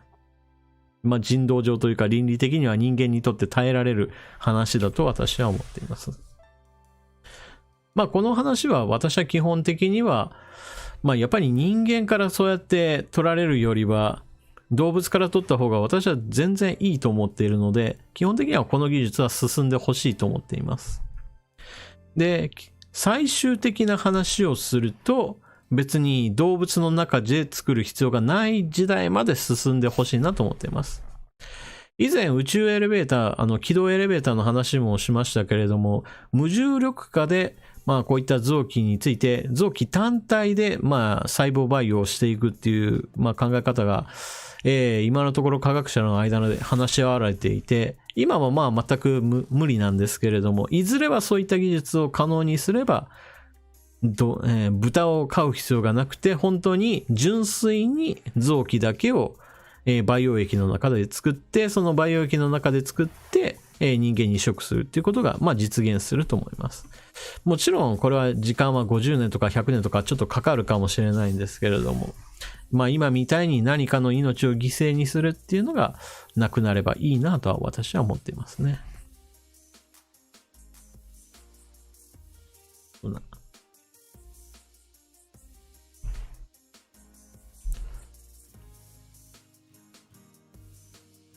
うん。どうな。まあ出荷されていくんですな。うん。佐藤博美さん、エホバの証人の人はどうするんだろうっていうことなんですけれども、エホバの証人の人たちは輸血の段階からすでに宗教上の理由でお断りしているっていうこともあるので、まあおそらくは臓器移植そのものについて反対もしくは拒絶っていう、まあ選択をすると思います。まあエホバの証人の人の場合だと、間違いなく臓器移植とはいかないかなとは思いますけどね。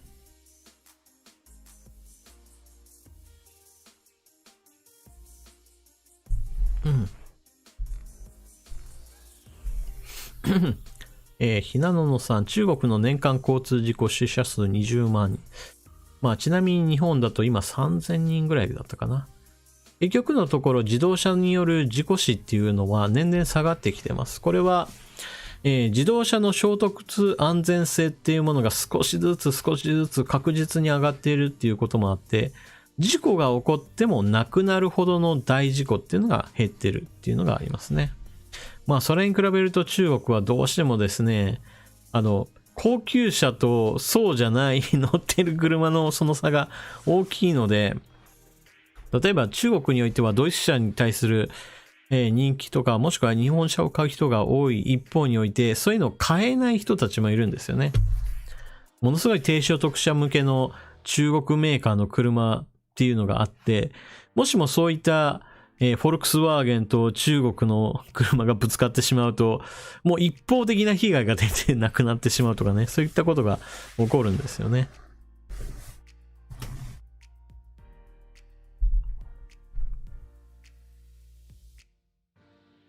よいしょ。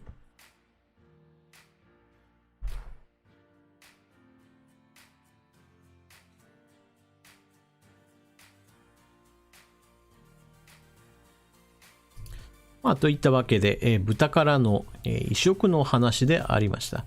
まあ、今後少しずつ技術的なハードルを乗り越えていけば、まあ、多分最初のこの方についてはそれほどいい成績を残さないだろうなとは、うっすら思っていますが、でもそれはどうしてもね、最初の一歩はそんなにうまくいかないだろうっていうのは織り込み済みですし、この人の場合だと、待っている間に死んでしまうっていう危険性が高かったんだろうなっていう、まあ究極の選択があったんだろうなとは思いますね。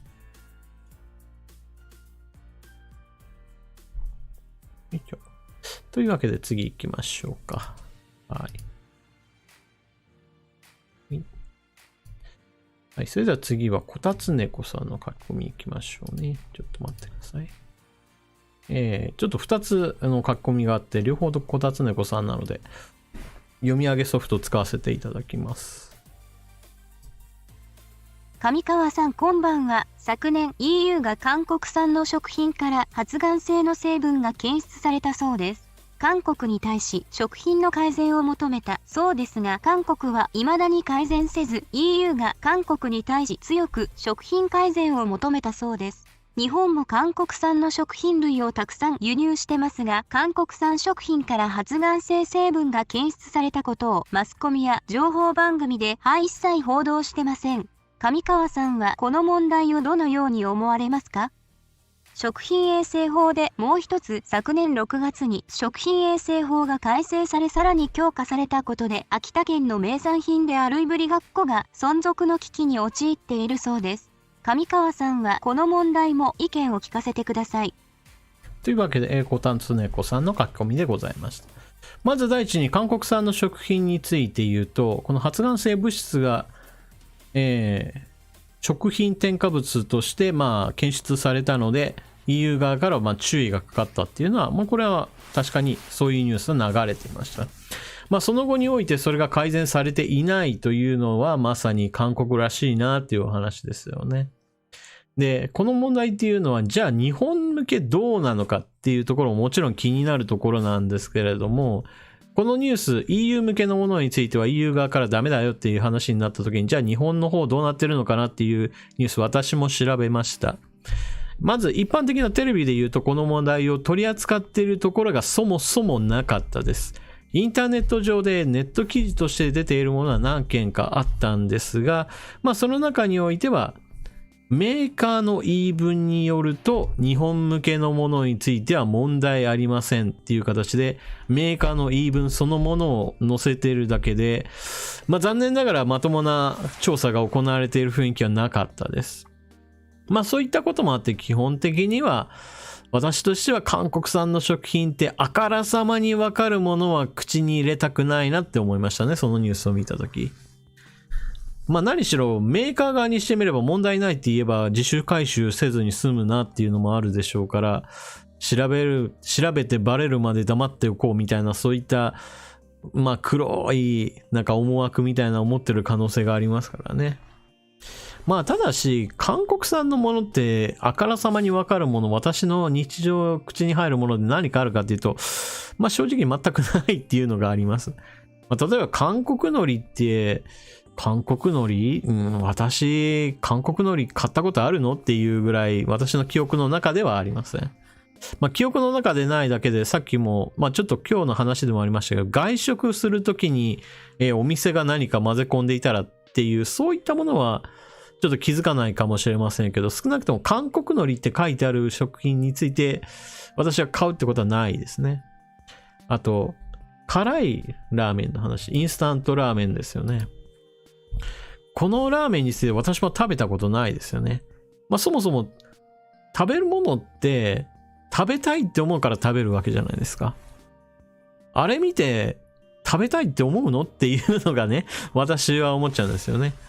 私インスタント食品も食べますよ。もう普通に。食べるんですけれども、でも、韓国の辛いって書いてあるラーメン見て、なんか食欲が湧いたことが一度もないので、正直。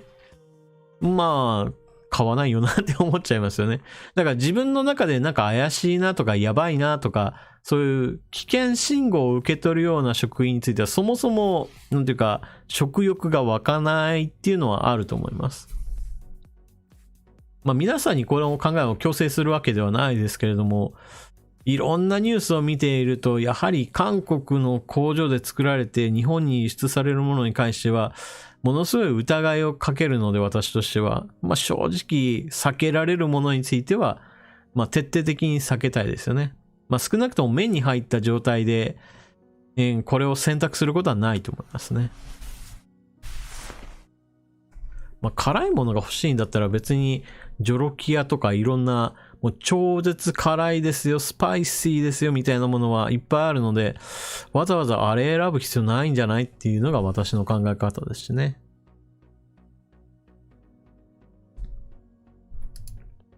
まあなのでちょっと時々まあ勘違いはするんですよ。コマーシャルを見た時に、なんとなく韓国風っぽいなって思うとそのメーカーの商品を避けようと思うんだけど、調べてみたら韓国じゃなかったとかね、そういったことがあるんですよ。まあ、ここ最近だとヨギボーのコマーシャル見て、なんとなく韓国的だなとか思ってたら、実はアメリカの、まあ、発祥だって聞いて、あ、そっちだったのみたいなね。そういったこともありましたね。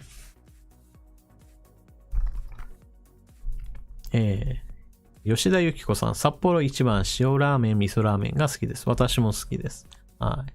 まあ、チャルメラとかも好きですしね。チキンラーメンとか美味しいですよ、みたいなね。もう昔からあるやつはなんだかんだ言ってね、生麺タイプが最近出てきて、美味しい美味しいっていうのもわかるんですけど、昔ながらのいかにもインスタントラーメンですよ、みたいな、そういう麺でも全然私は OK なのでね。別に生麺だから、生麺じゃなければ嫌だとか、そういったこと全然ないですからね。やっぱ食べ慣れてるものっていうのは強烈にうまいですな。うん。ZBV さん、タイのインスタントラーメンは意外とうまかった。タイのインスタントラーメンどんな味なのか全く想像できないですけれども、まあ本当にいろんな国でそれぞれの国のそれぞれの味付けでいろんなラーメンがあるっていうの話はしますよね。まあ一番驚いたのは海外でどうやって食べるのとかね、日本文化を海外ではどう見てるのっていう番組が今はちょっと海外撮影っていうのができなくなった関係でそういった番組もほとんどないですけれども、以前だと日本のインスタントラーメンどうやって食べるのってなった時に、まあアフリカとかだと袋麺の場合だと袋をガバーって開けたらその袋の中にお湯ガバーってそのまま入れて、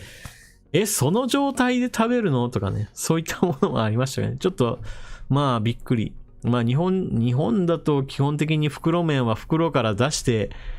まあ鍋でしょとか思うんですけどね。まあ鍋、まあ丼に入れてもいいんですけど、まさか袋のままそこにお湯突っ込むかっていうのは、まあちょっとびっくりしたなんてこともありましたね。ちゃっちゃん、自分もヨギボーは韓国だと思ってましたっていうこと。いややっぱり同じように思う人いるんですよね。まあどんなタレントを使うかとか、まあどんな文字とかフォントを使うかでもそうなんですけど、なんとなく韓国っぽくなかったですか？なんか私そう思ったんですけどね。まあどっちみちヨギボー、まあ買ってないですけどね。小出し猫さん。韓国産の食品を食べるなんて罰ゲームだよ。まあまあまあ、そう言わずに。まあさすがにね、全部が全部悪いわけではないでしょうけど、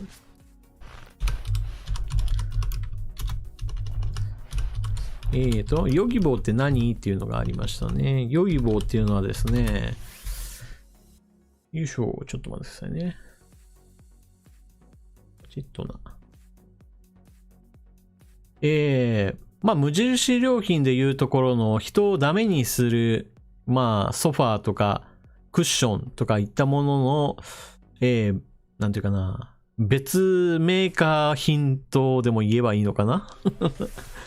まあ基本的には無印良品がまず一番最初にこの分野でものすごくみんなに知られた状態で、まあそこに少しずつ勢力を広げてきたものとでも言えばいいのかな。うん。まあそれだったら無印良品買えばいいじゃんっていうのが結構まあ私の感想なので。まあただね、このビーズクッションっていうのはどうもね、場所を取るっていう問題があって、これ買ってしかも大きいの買っちゃったら捨てるとき大変だなとかね。まあそういうなんか別のことを考えてしまうっていうか。ね、買ったときはいいけど捨てるとき問題だなっていう思うものって結構いっぱいあるんですよね。まあこれだけでは、まあこれはまあビーズクッションの話ですけれども、震災対応とかね、地震対応とか危機対応として、まあ大きなバッテリーを買おうかなって思ったこともあるんですよ、私。この1台、バッテリーを買えば、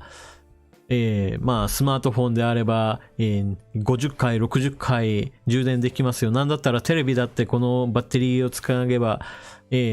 もうそのまま使えますよ。1時間2時間映ってますよ。みたいな、そんなものもあったりとかするんですけれども、もう買った後になってさあ捨てるってなったらもう大変なことになるなっていうね。もうバッテリー、リチウムイオンバッテリーの巨大版なんてどこで捨てるんじゃいっていう、まあ話になりますからね。まあ怖い怖い。早川さん、日本代理店がアメリカ本社を買収したやつか、その通りでございます。そのニュースを見て、ようやく私はこのヨギボーっていうのが、韓国のメーカーじゃなくて、アメリカの方だったのかって思ってしまいましたね。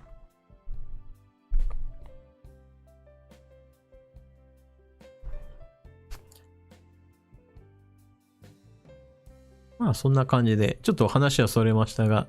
まあこういった、雑談も全然 OK でございましょう。ほい。よいしょ。というわけで、おっと、これでまだまだあったぞ、おっと。よいしょ。北川さんの書き込みをご紹介しましょう。オミクロンで感染しやすく重症化しにくい。願ったり叶ったりのタイミングですね。しかも現物感染。政府もこの先何十年も無料でワクチン打てるわけがありません。無料の 100% 天然ワクチンなんで日本国民にうまく感染していけば理想だと考えます。僕は10年に1回のインフルエンザに罹患します。ワクチン毎年打っても自然交代、自然の摂理に反しても解決しない問題ですね。感染症はなぜならコロナウイルスも必死に子孫を残さなあかんのやから。というわけでオミクロン株についてのお話でございました。北川さん書き込みありがとうございます。で、このあたりの話なんですけど、私はまあ以前からこのオミクロン株になってこれまでのデルタ株とはもう対応変えた方がいいっていうお話をまあするようになってきたんですけれども、まあというのもですね、ワクチンを打った状態であれば致死率はもうインフルエンザよりちょっと上ぐらいかななんていう話がもうどんどんと出てきていて、もうこれだったらこれまでのデルタ株のようなワクチンを受けてない人がたくさんいて感染が爆発してしまうともう死んでしまう人が多くなるんじゃないのっていうその危機感とは今は明らかにその危機レベルが下がったっっていうふうに私は判断してます。で、世界は違うじゃないかっていう、ツッコミを受けるんですけれども、世界は日本ほどワクチンを打っていない国がたくさんあるんですよね。例えば反ワクチン運動がものすごく盛んであったりとか、ワクチンを打つ、打たないはそれぞれの人の自由意志なんだから、打たない権利を守るべきだっていう話をされる方たちもたくさんいたりして、残念ながらそれらの人たちは、ワクチンを打った人、打たなかった人を比較した場合においては、結局のところワクチンを打ってない人たちの方が重症化率も致死率も高いということになっている。この事実を決して無視することはできないと。ただし日本の場合だと多くの人がもうワクチンを打ってるんだからっていうこの前提条件でもうインフルエンザ並みだっていうことになれば、私はもう重症化している人の人数であるとか致死率っていうものを元にしてもう経済活動を再開する方向に舵を切るべきだっていうふうに思っております。なので、感染者数がものすごく増えてます、ものすごい大変です、みたいな形で不安を煽ってる報道を見ると、もうそれはやめてくれっていうふうに私は思ってます。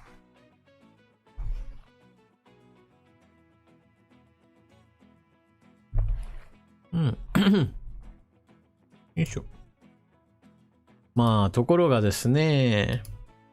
そこに一つ問題というか、今、岸田政権である以上、岸田総理がこの新型コロナ対応を決めているので、岸田総理はものすごく良い言い方をすれば慎重。でも私に言わせたらもう慎重すぎて、日本経済破壊する気じゃないかって思ってる状態なので、それでもですね、世論調査をすると岸田総理に対する支持率は高いんですよね。この原因が何かっていうと、私は以前から言ってますけれども、新型コロナによる重症化、そして致死率のリスクが高い人たちは高齢者ですよ。そして高齢者の人たちにしてみれば、経済活動が、残念なことになっても、とにかく新型コロナ対応を徹底的にしてくれ、それしてくれたら支持するよっていう人たちが多いんだろうなっていうふうに私は思ってます。そうじゃないと、ちょっとこの世論調査の結果っていうのが、ちょっと受け入れられないですよね。対中外交については完全に私は0点をつけてる状態なので、それでいて、この新型コロナ対応も完全に経済を殺しにかかってるような状態で、これで高評価することはちょっと無理だろうって思うんですけどね。でも健康問題、そして自分の命に関わっている人たちにしてみると、新型コロナ対応で、やたらと強烈に規制をかける岸田総理の方が支持を受けるっていう、ものすごく残念なことになっていると思いますね。だから今働いている人たちであるとか、今から社会人になっていこうとしている人たちにしてみると、今の岸田総理っていうのは後々になってどんどんとボディーブローをかましているような状態なんですよね。今年の中頃から中盤後半、そしてそのあたりになってくると資金繰りに詰まって中小企業の破綻っていうのも増えてくるんじゃないかなっていうアナリストもいて、私はその考えかなり賛成です。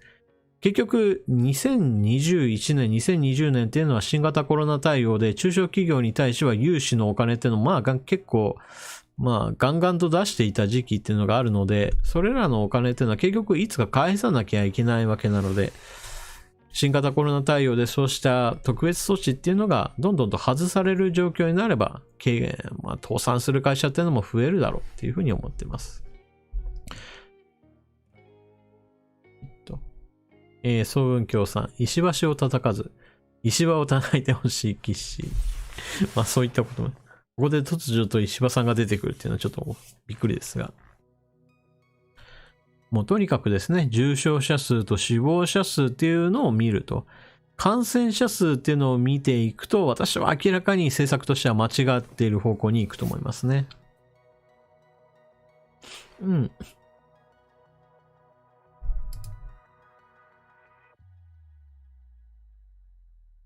よいしょ。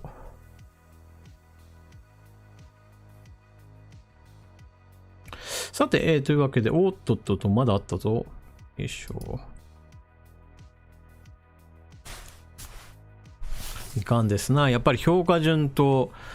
新しい順で並べ直したときに、この見落としっていうのがどうしても発展してしまいます。シューマッハさんの囲み発見いたしました。上川さんこんばんは。中国、ロシアの動きが心配です。巧妙で不らちな2国、特に中国は共産党指導部の手詰まり感を感じます。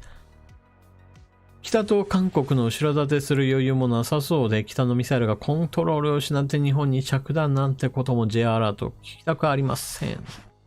AGT さん、私も心配していますが、左翼のマスコミ政治家は喜んでいるようです。許せないです。ポチ、ポチ、ポチといった具合にして、中国、ロシアの動き、そして、い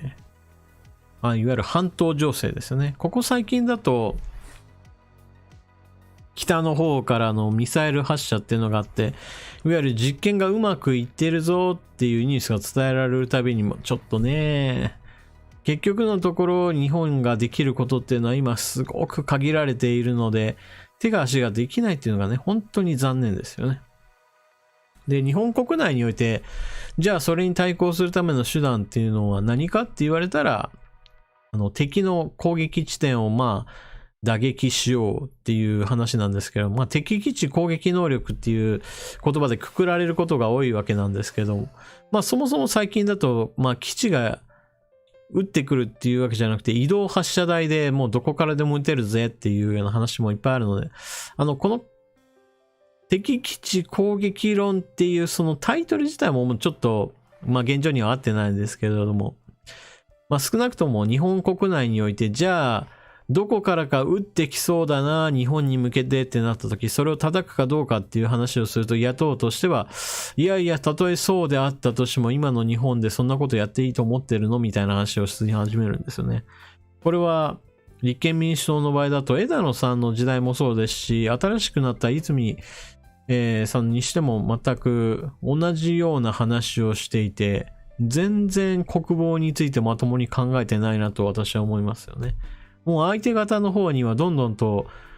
練習というか兵器開発を進めていて、技術的にもレベルアップしてるのに、日本の方だけレベルアップを絶対しないぞ、させないぞみたいな、そんな政治勢力がなんで野党第一党なのみたいな話ですよね。もう危機的な状況っていうのがどんどんと進行しているんだから、それに対抗する手段考えなさいよっていうのが、本来であれば、政治家のすべき話だと思うんですけどね。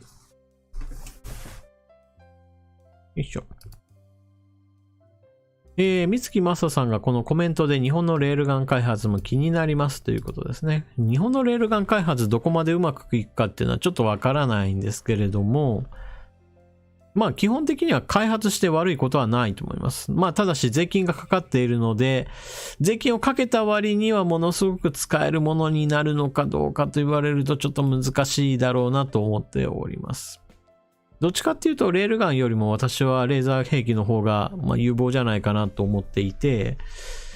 電力をものすごく食うぞっていう話もあるんですけど、それは陸上に設置すればいいじゃないっていう考え方なので、軍艦、いわゆる護衛艦に搭載して、近接戦闘を行う、いわゆるミサイルが飛んできたらそれを撃ち落とすぞみたいな、もしくはドローンが飛んできたらもうバンバン撃ち落とすぞみたいな、そういったところまで行くにはちょっと時間はかかるんですけど、陸上に置いた方であれば、比較的実用は早いかなと。で、日本の場合だと実用近いかなっていう話をしましたけど、アメリカ軍はすでにこのレーザー兵器については実用レベルになって、軍艦に載せているものもあります。なので、もう現実問題存在しています。存在しないんじゃなくて存在しているんだけど、さあ、日本の自衛隊にこれを導入するレベルで日本が技術的に持っているのかって言われると、今だと残念ながら、一つ一つの部品については日本企業がいいものを持っているし、アメリカよりも良いものを作れますよっていうものはあるんだけど、全体の完成品を作るための技術ってのがアメリカと日本を比べた場合だと、アメリカがやっぱり今まで研究開発ずっと続けてきたこともあって、あちらの方が圧倒的に完成品実用化レベルに入っているというところですよね。まあなのでね、日本も少しずつでいいので、お金と人をつけて、まあ開発を進めていってもらえれば、まあレーザー砲にしてもレールガンにしてもどっちにしても基本的には役立つものなので、まあちょっと時間はかかるんですけどね。まあいずれこの実銃というか実弾を使ったもの、物理攻撃じゃないものっていうのが、まあ少しずつ主体に変わっていくだろうと言われています。まあ特に戦闘機なんかはそうですよね。まあ今までまあほとんど使うことはないって言われているようなもの、まあ例えば機関銃、機関砲って呼ばれるような、いわゆる実弾を使うものについては、まあ正直もう使う時代はまあなくなってくるだろうと言われてますよね。まあアメリカの次期戦闘機がそういったものにまあ乗り換えるかどうかちょっとまだわからないんですけれども、まあその次ぐらいだったらもうまあレーザー砲を普通に搭載するんじゃないかなと思いますね。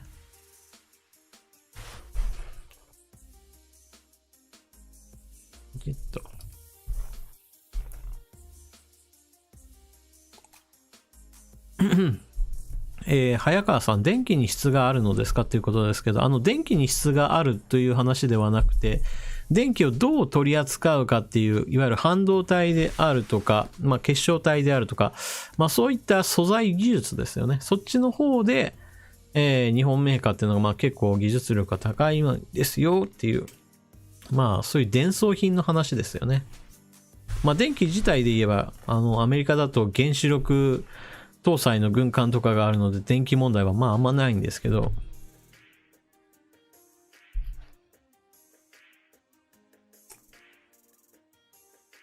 田口さん、やはりミノフスキー粒子と指向性ゼフル粒子を開発するべき。いや、それはですね、まあどっちも厳しいですよね。まあ、ミノフスキー粒子は基本的にはまあ無理でしょう、あれは。まあ500年経っても無理かもしれないですね。まあそんなことじゃメガ粒子砲とかどうすんだとかね。まあそういった話は出てくるわけですけど。まあただ、レーザーっていうのは、もう実現しているので、空想科学ではありません。ここは注意してほしいです。アニメの中でレーザーっていうのが出てくるから、きっとあれは現実には存在しないものだって思ってる人がいるかもしれないんですけど、もう現実問題、アメリカ軍では実用化して軍艦にも搭載しているレベルのものがあります。なので、空想科学ではなく、もう現実世界に存在しています。まあ、ただし、アメリカ軍が搭載しているからといって、その技術力に到達している国は他にはほとんどない状態なので、まあ一般的なものと思われていないだけの話です。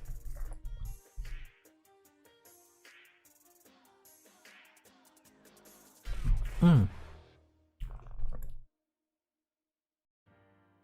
下流サイサイさん、私は最高眼が欲しい。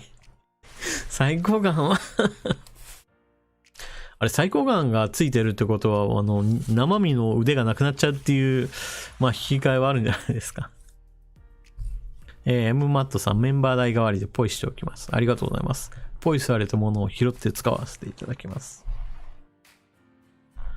ルリンハニさん、極音速弾ってレーザーで落とせますかっていうことなんですけれども、これはやってみないとわからんでしょうっていうところですよね。まあ結局レーザーの質というか、どのくらいのレベルのものができるかっていう話ですよね。まあ今の段階だと、例えば軍艦に搭載したものだと、軍艦に近づいてくるドローンなんかについて、これをバチッと撃ち落としてしまおうとかね。もしくはゴムボートなんかで自爆テロをしてくる。まあそういった攻撃に対しても、いわゆる実弾を使っていないで、レーザーの場合だと電気代しかかからないので基本的には、まあ圧倒的にバチバチ撃ちまくれるぞとかね。まあそういったこともあるので、まあ基本的には使いやすいと。で、極音速弾を撃ち落とせるかってなると、おそらくは今の段階では不可能だと思うので、それはあくまでも今じゃなくって、それができるように開発を進めていくっていうのが必要だと思います。まあ結局のところ軍事品っていうものは今できないものをいかにしてできるようにするかっていう話がまあ連続的に続いていくので、まあどうしても今できないからといってまあ全てを排除するんではなくて、そういったことを目指して開発を進めていくっていう考え方がまあ大事じゃないかなと思いますけどね。吉田ゆき子さん、脱毛でレーザー照射しましたが、暑いですよ。そうでしょう。まあ、医療脱毛は、基本的には、まあ、私の場合だと、まあ、やってはないですけど、まあ、いずれやりたいな、というふうに思いますよね。うん。レンさん、エヴァの双子山作戦で使ったやつは、あれは陽電子砲じゃなかったかなと思うんですけど、まあとにかく電気をめちゃくちゃ使えますよね。まああれもレーザーって言えばレーザーなのかな。まあちょっとそのあたり詳しくはないのでわからんですけれど。トシ君デスラー砲でもか。もうそこまで来ると完全に未来科学技術の話ですね。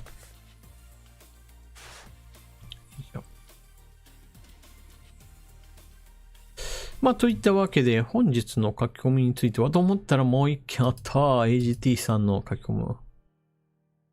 もうなんでこう、取りこぼしが多いんでしょう。怖いですね。AGT さんの書き込みをご紹介します。マスク不足が問題となったとき、数少ないマスクを医療機関向けに安倍はじめ総理大臣が優先配布しました。一般国民のマスク不足の懸念解消のため、布マスクを無償で国民に配布しました。残ったマスクをいかにも悪いマスクのように、岸田政権は破棄を決定しました。もったいないと国民は欲しいと殺到しました。我が家も応募しています。岸田政権の破棄する決定はおかしいと思います。上川さんのご意見を聞いてみたいです。よろしくお願いします。というわけで書き込みありがとうございます。よいしょ。109特急りさんも、バイデン大統領がアメリカ国民にマスクを無料配布しているとのことです。岸田総理もマスクを破棄するくらいなら、アメリカに送ってあげたらよかったのに、という書き込みもありますね。さて、アベノマスクという言葉で知られている、いわゆる布マスクなんですけれども、岸田政権になってからこれを基本的には希望者に配布した後、余った分については破棄しますよという決定を行いました。で、そもそも論で言うと私はこのアベノマスクっていうのは、アイデアは良かったんだけど、その実施段階になってケチがついて、しかも途中でやめてしまったっていうところが、問題だと思っています。というのも、その当時、配布を途中でやめた理由っていうのが少しずつ中国で作られている不織布のマスクなんかも輸入が再開されるようになって、日本国内における商店でマスクが普通に買えるようになった。まあだから配布そのものもやめましたよっていうことから大量の配布しないで倉庫に詰め込まれた、大量の在庫になっちゃったんですよね。私はその時になんでそこで配布やめるのっていう思った方で、余ってもいいからみんなに配ればいいじゃないってまあ思ってた方です。結局のところみんながみんなじゃあマスクを用意できますかってなった時に買える人買えない人結局のところ自分で買うんだったらお金の負担が発生してしまうでしょって思っているのでもう一度発注して現物が存在するんだからみんなに配って使ってもらえばいいじゃないっていう風に私は思ってました。で、さっき言ったもう一つのケチっていうのはこのマスクを調達する上で結局のところ大手企業に混じって小さな企業が入ってその企業がいわゆる政府関係者のいわゆる忖度でその事業を受けたんじゃないかなっていう疑惑が持たれたわけですよね。この点結局のところなんかうやむやになってしまったっていうふうに思っていてそこもやはりケチがついた部分でやるんだったら私はまあ批判を覚悟で言うとやはり大手企業に対してまとめた発注をして少しでもいわゆる多い量を発注したんだから少しでも安く的なそういった考え方を働かせてくれたらよかったのになと。まあ分散して確保しなければならないほど厳しい状態だったんだけれどもだからといってどこの誰かもよくわからんようなポットでの会社が受注できるなんてやっぱおかしいでしょっていうそこにはどうしても話に問題がありましたよね。そういった細かな点についてもやはり気を配る必要が私はあると思いますね。やるんだったら。で、岸田政権はこの件に関しては結局のところお荷物扱いして、まあ破棄しますよって最初に言ったわけですけど、まあこれもね、損切りっていう意味においてはちょっと遅きに失したというところで、もっとやるんだったら、まあ菅総理がやっといてくれたらなっていう思いもありますよね。今となってはちょっと遅すぎると。やるんだったら最初から全部配るべきだったし、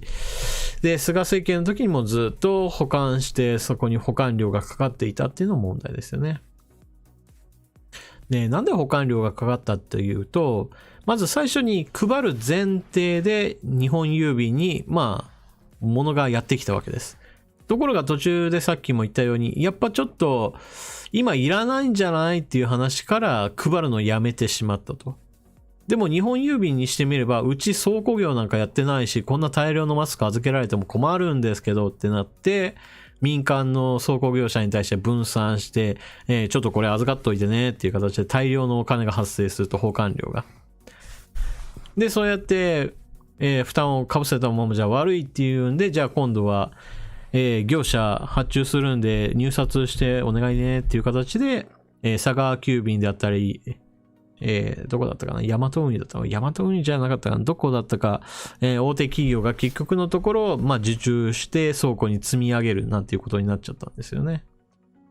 もう本当にね、無駄だったなと、さっさと配ればよかったのにっていう。もうそのあたりもちょっとね、問題点いっぱいでございました。まあ細かな点でそういう突っ込みを受けるようなことしないでほしいですよね。配ればいいじゃない。もう批判があろうともっていうところですよね、そこは。まあ少なくとも布マスクが悪いっていうわけじゃないですからね。特にあの時っていうのは、マスクがやたらとにかくめったらもう全く足りないような状況があった時に配りますよって言ったことに意味があったわけで。まあそこに細々な点っていうのが出てきたのがちょっとね、仕事が雑だったなっていうのはちょっとありますよね。まあでもそれは全体方針を決めた人と、その現場で働く人たちのそのね、差というものがありますよね。例えば安倍総理がじゃあ一品一品検品してるかって言うとそんなわけないですからね、絶対。検品の逃れてきてしまったのは生産現場における検品作業っていうのが甘かったっていうのもあるし、そして配るまでの時間がかかったから結局その中での汚れっていうのも後から見つかったとかね。まあいろいろ問題発生しちゃいましたからね。なのでね、この話を批判する人たちっていうのをまあ今から考えればっていうのをちょっと考慮してほしいですよね。その当時は必要だったっていうのは間違いなかったわけなので。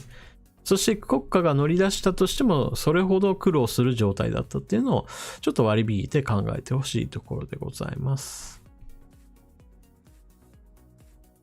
よいしょ。さて、これで AGT さんの書き込みもありがとうございました。先週の反省を生かして、止まってくださいね。もう全件を見ようと思ったらまだ抜けているところがあるっていうのは怖い。自分の目の節穴さ具合にちょっと恐ろしくなりますね。おもちパンダさんの書き込みありましたので、こちらもご紹介しておきましょう。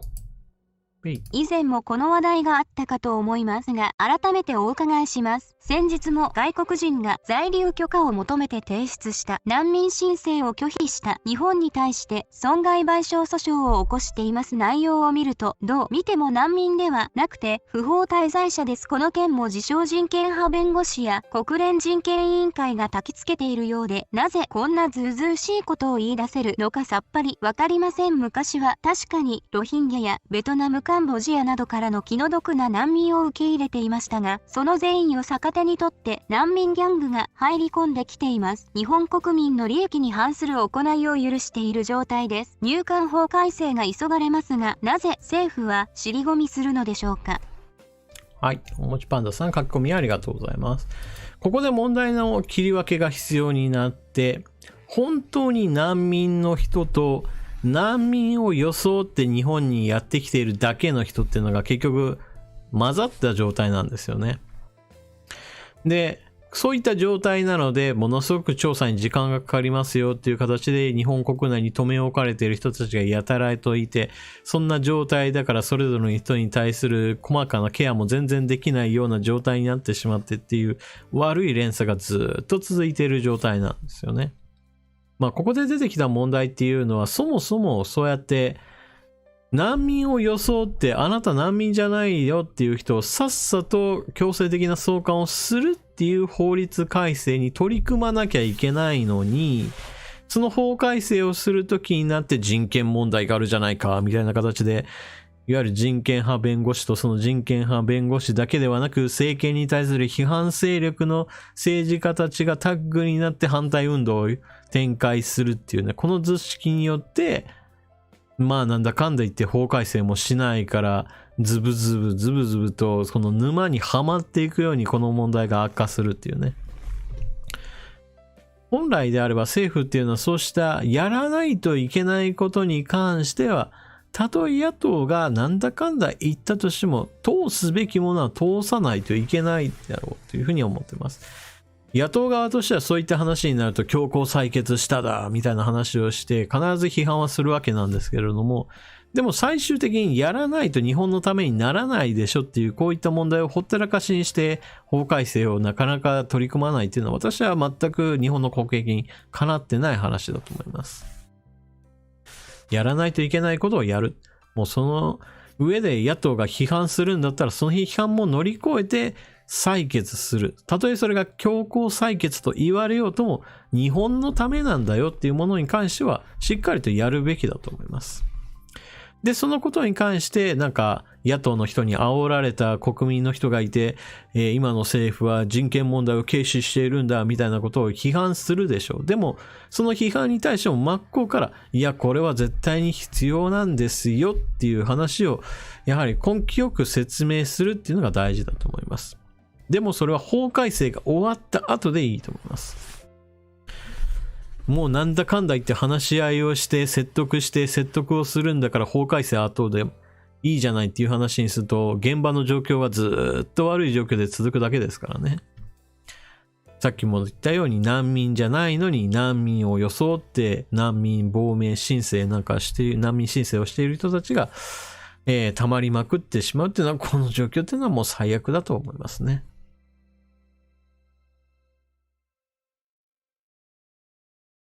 まあ、ということもあって、おもちパンダさんがそのような人たちっていうのを、まあ、難民ギャングと表現していると。結局のところ、これらの人たちっていうのは、誰かから入れ知恵をされたっていうものも、まあ、結構混ざっていて、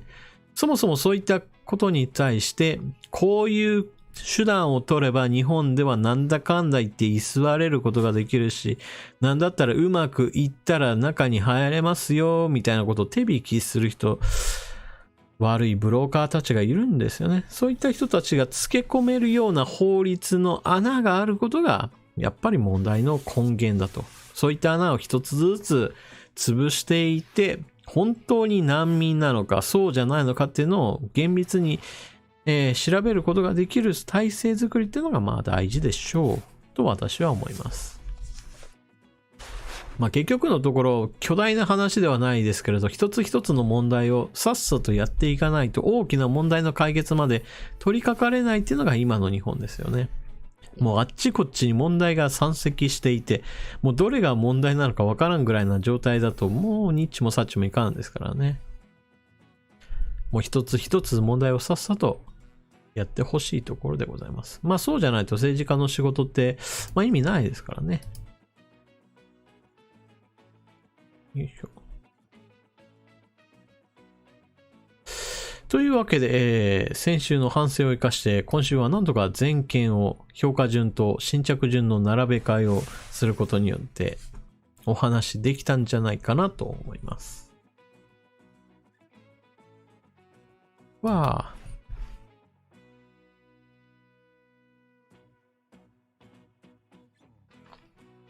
ルニハニさん、人権派弁護士って日本人っていうことなんですけど、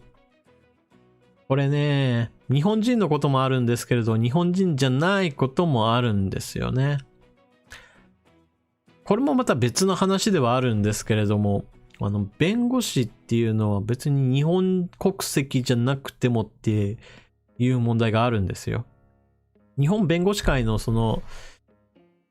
いわゆる組織としてなんか時々おかしいなんとか提言をすることがあるじゃないですか。まあそういったことには残念ながら日本人じゃない人たちも関わっているっていう問題が、まあ、毎回のようにくすぶってるんですよね。まあそういったところにも国籍問題っていうのを私は入れるべきだと思っていて、今日の話で二重国籍の話が出てきましたけど、私はなんで二重国籍を、原則的に認めなくて、まず、一つの国のどこかの国籍に単独にしてね、そして例外的にっていう、まあ両親が国際結婚して両方っていうのは、まあそういう例外は認めるにしても、原則としては、まず二重国籍はダメですよっていうものにした上で、そして、まあ、国会議員だけではなく、自衛隊の人もそうですし、裁判官にしてもそうですし、いわゆる公職に就くような人たちっていうのは、やはり日本人、日本国籍を持っている人たちっていうのが、まあ、担当するのが、まあ、必要じゃないかなと思いますね。まあ、弁護士の場合だとそこに異論が、まあ、様々あって、例えばアメリカ人の人が、日本にやってきて仕事するために日本の弁護士資格取ったんだよ。じゃあそれでできないんですかって言われると、まあ、ちょっと難しい、まあ、判断を迫られるでしょうけど、少なくとも、まあ、中国、韓国の人たちがね、まあ、そうやって日本の弁護士資格取って、日本の弁護士会の方の上の取り組みの方に入っていて、なんか日本弁護士会代表ですみたいな形で、なんかおかしな提言なんかを政府に突きつけるっていう、この光景だけはもう勘弁してほしいなと思いますね。うん。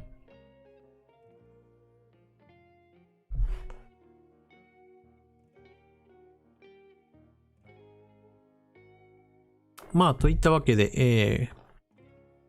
全部の全部のコミュニティの話もしましたし、まあ今日はこのあたりにしましょうかね。まあ基本的に私の考え方っていうのは、政治家はやっぱり日本のために働くべきだと思うし、そして日本のために働くんであれば働ける人がやはり政治家になるような仕組み作りっていうのが大事だと思います。まあ結構この私、口癖の一つで、仕組み作りとかシステムっていうものの話をちょっとすることが多くって、いわゆる原則としてなんだか悪さがしにくいものであればあるほど、基本的には余計なことに気を使わずに大事なことが達成できると思っています。まあ、例えば蓮舫さんの問題にしてもそうなんですけれども、国籍がどのように移り変わったのかっていうのを選挙に出るときには必ず明示しなさいよっていうのを一つ、その選挙制度の中に組み込んでおけば、二重国籍の人が日本の国会議員になるなんてことはそもそも仕組みとしてなかったはずなんですよ。でも国籍のその移り変わりであるとかそういったものについて明示する必要がないから、二重国籍の人も国会議員になってしまうわけで、こういった仕組み作りの段階でそもそも不正がしにくいようにしておくっていうのは、やはり余計な手間とか余計な判断ミスを招かないためにも私は必要な非常にシンプルな考え方だと思います。制度の段階から不正をしにくいようにしておく。そうすることによって何かの問題に対して起こった時に解決までの時短ですよね。いちいちあれこれ考えずに済む、そういったことも必要だと思いますね。よいしょ。さて、というわけで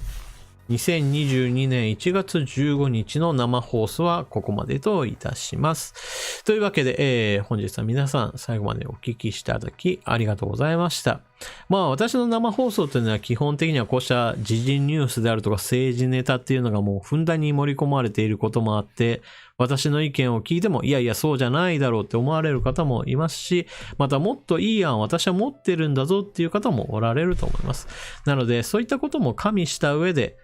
なるほど、上川さんはこういうふうに思ってるのよ、でも私はこうだよねっていう、そういう比較をするのもいいし、私の考えを聞いて、それ参考になるねっていうふうに使ってもいいです。それぞれの方がご自由に使ってくださいっていうものもありますが、決して皆さんの意見を別に否定しようと思って私は意見を持っているわけではないので、そこは、考慮していただければなと思います。人によってはなんか私の意見を聞いて、うわ攻撃されたわみたいに思うかもしれませんけど、それは単純に意見の違いがあるだけですからね。別にあなたの人格、考え方を否定しているわけではないので、その点はご考慮ください。というわけで皆さん、最後までお聞きいただきありがとうございました。次は動画になりますので、そして生放送については来週同じ時間でまた放送していこうと思います。それでは皆さんおやすみなさい。またね。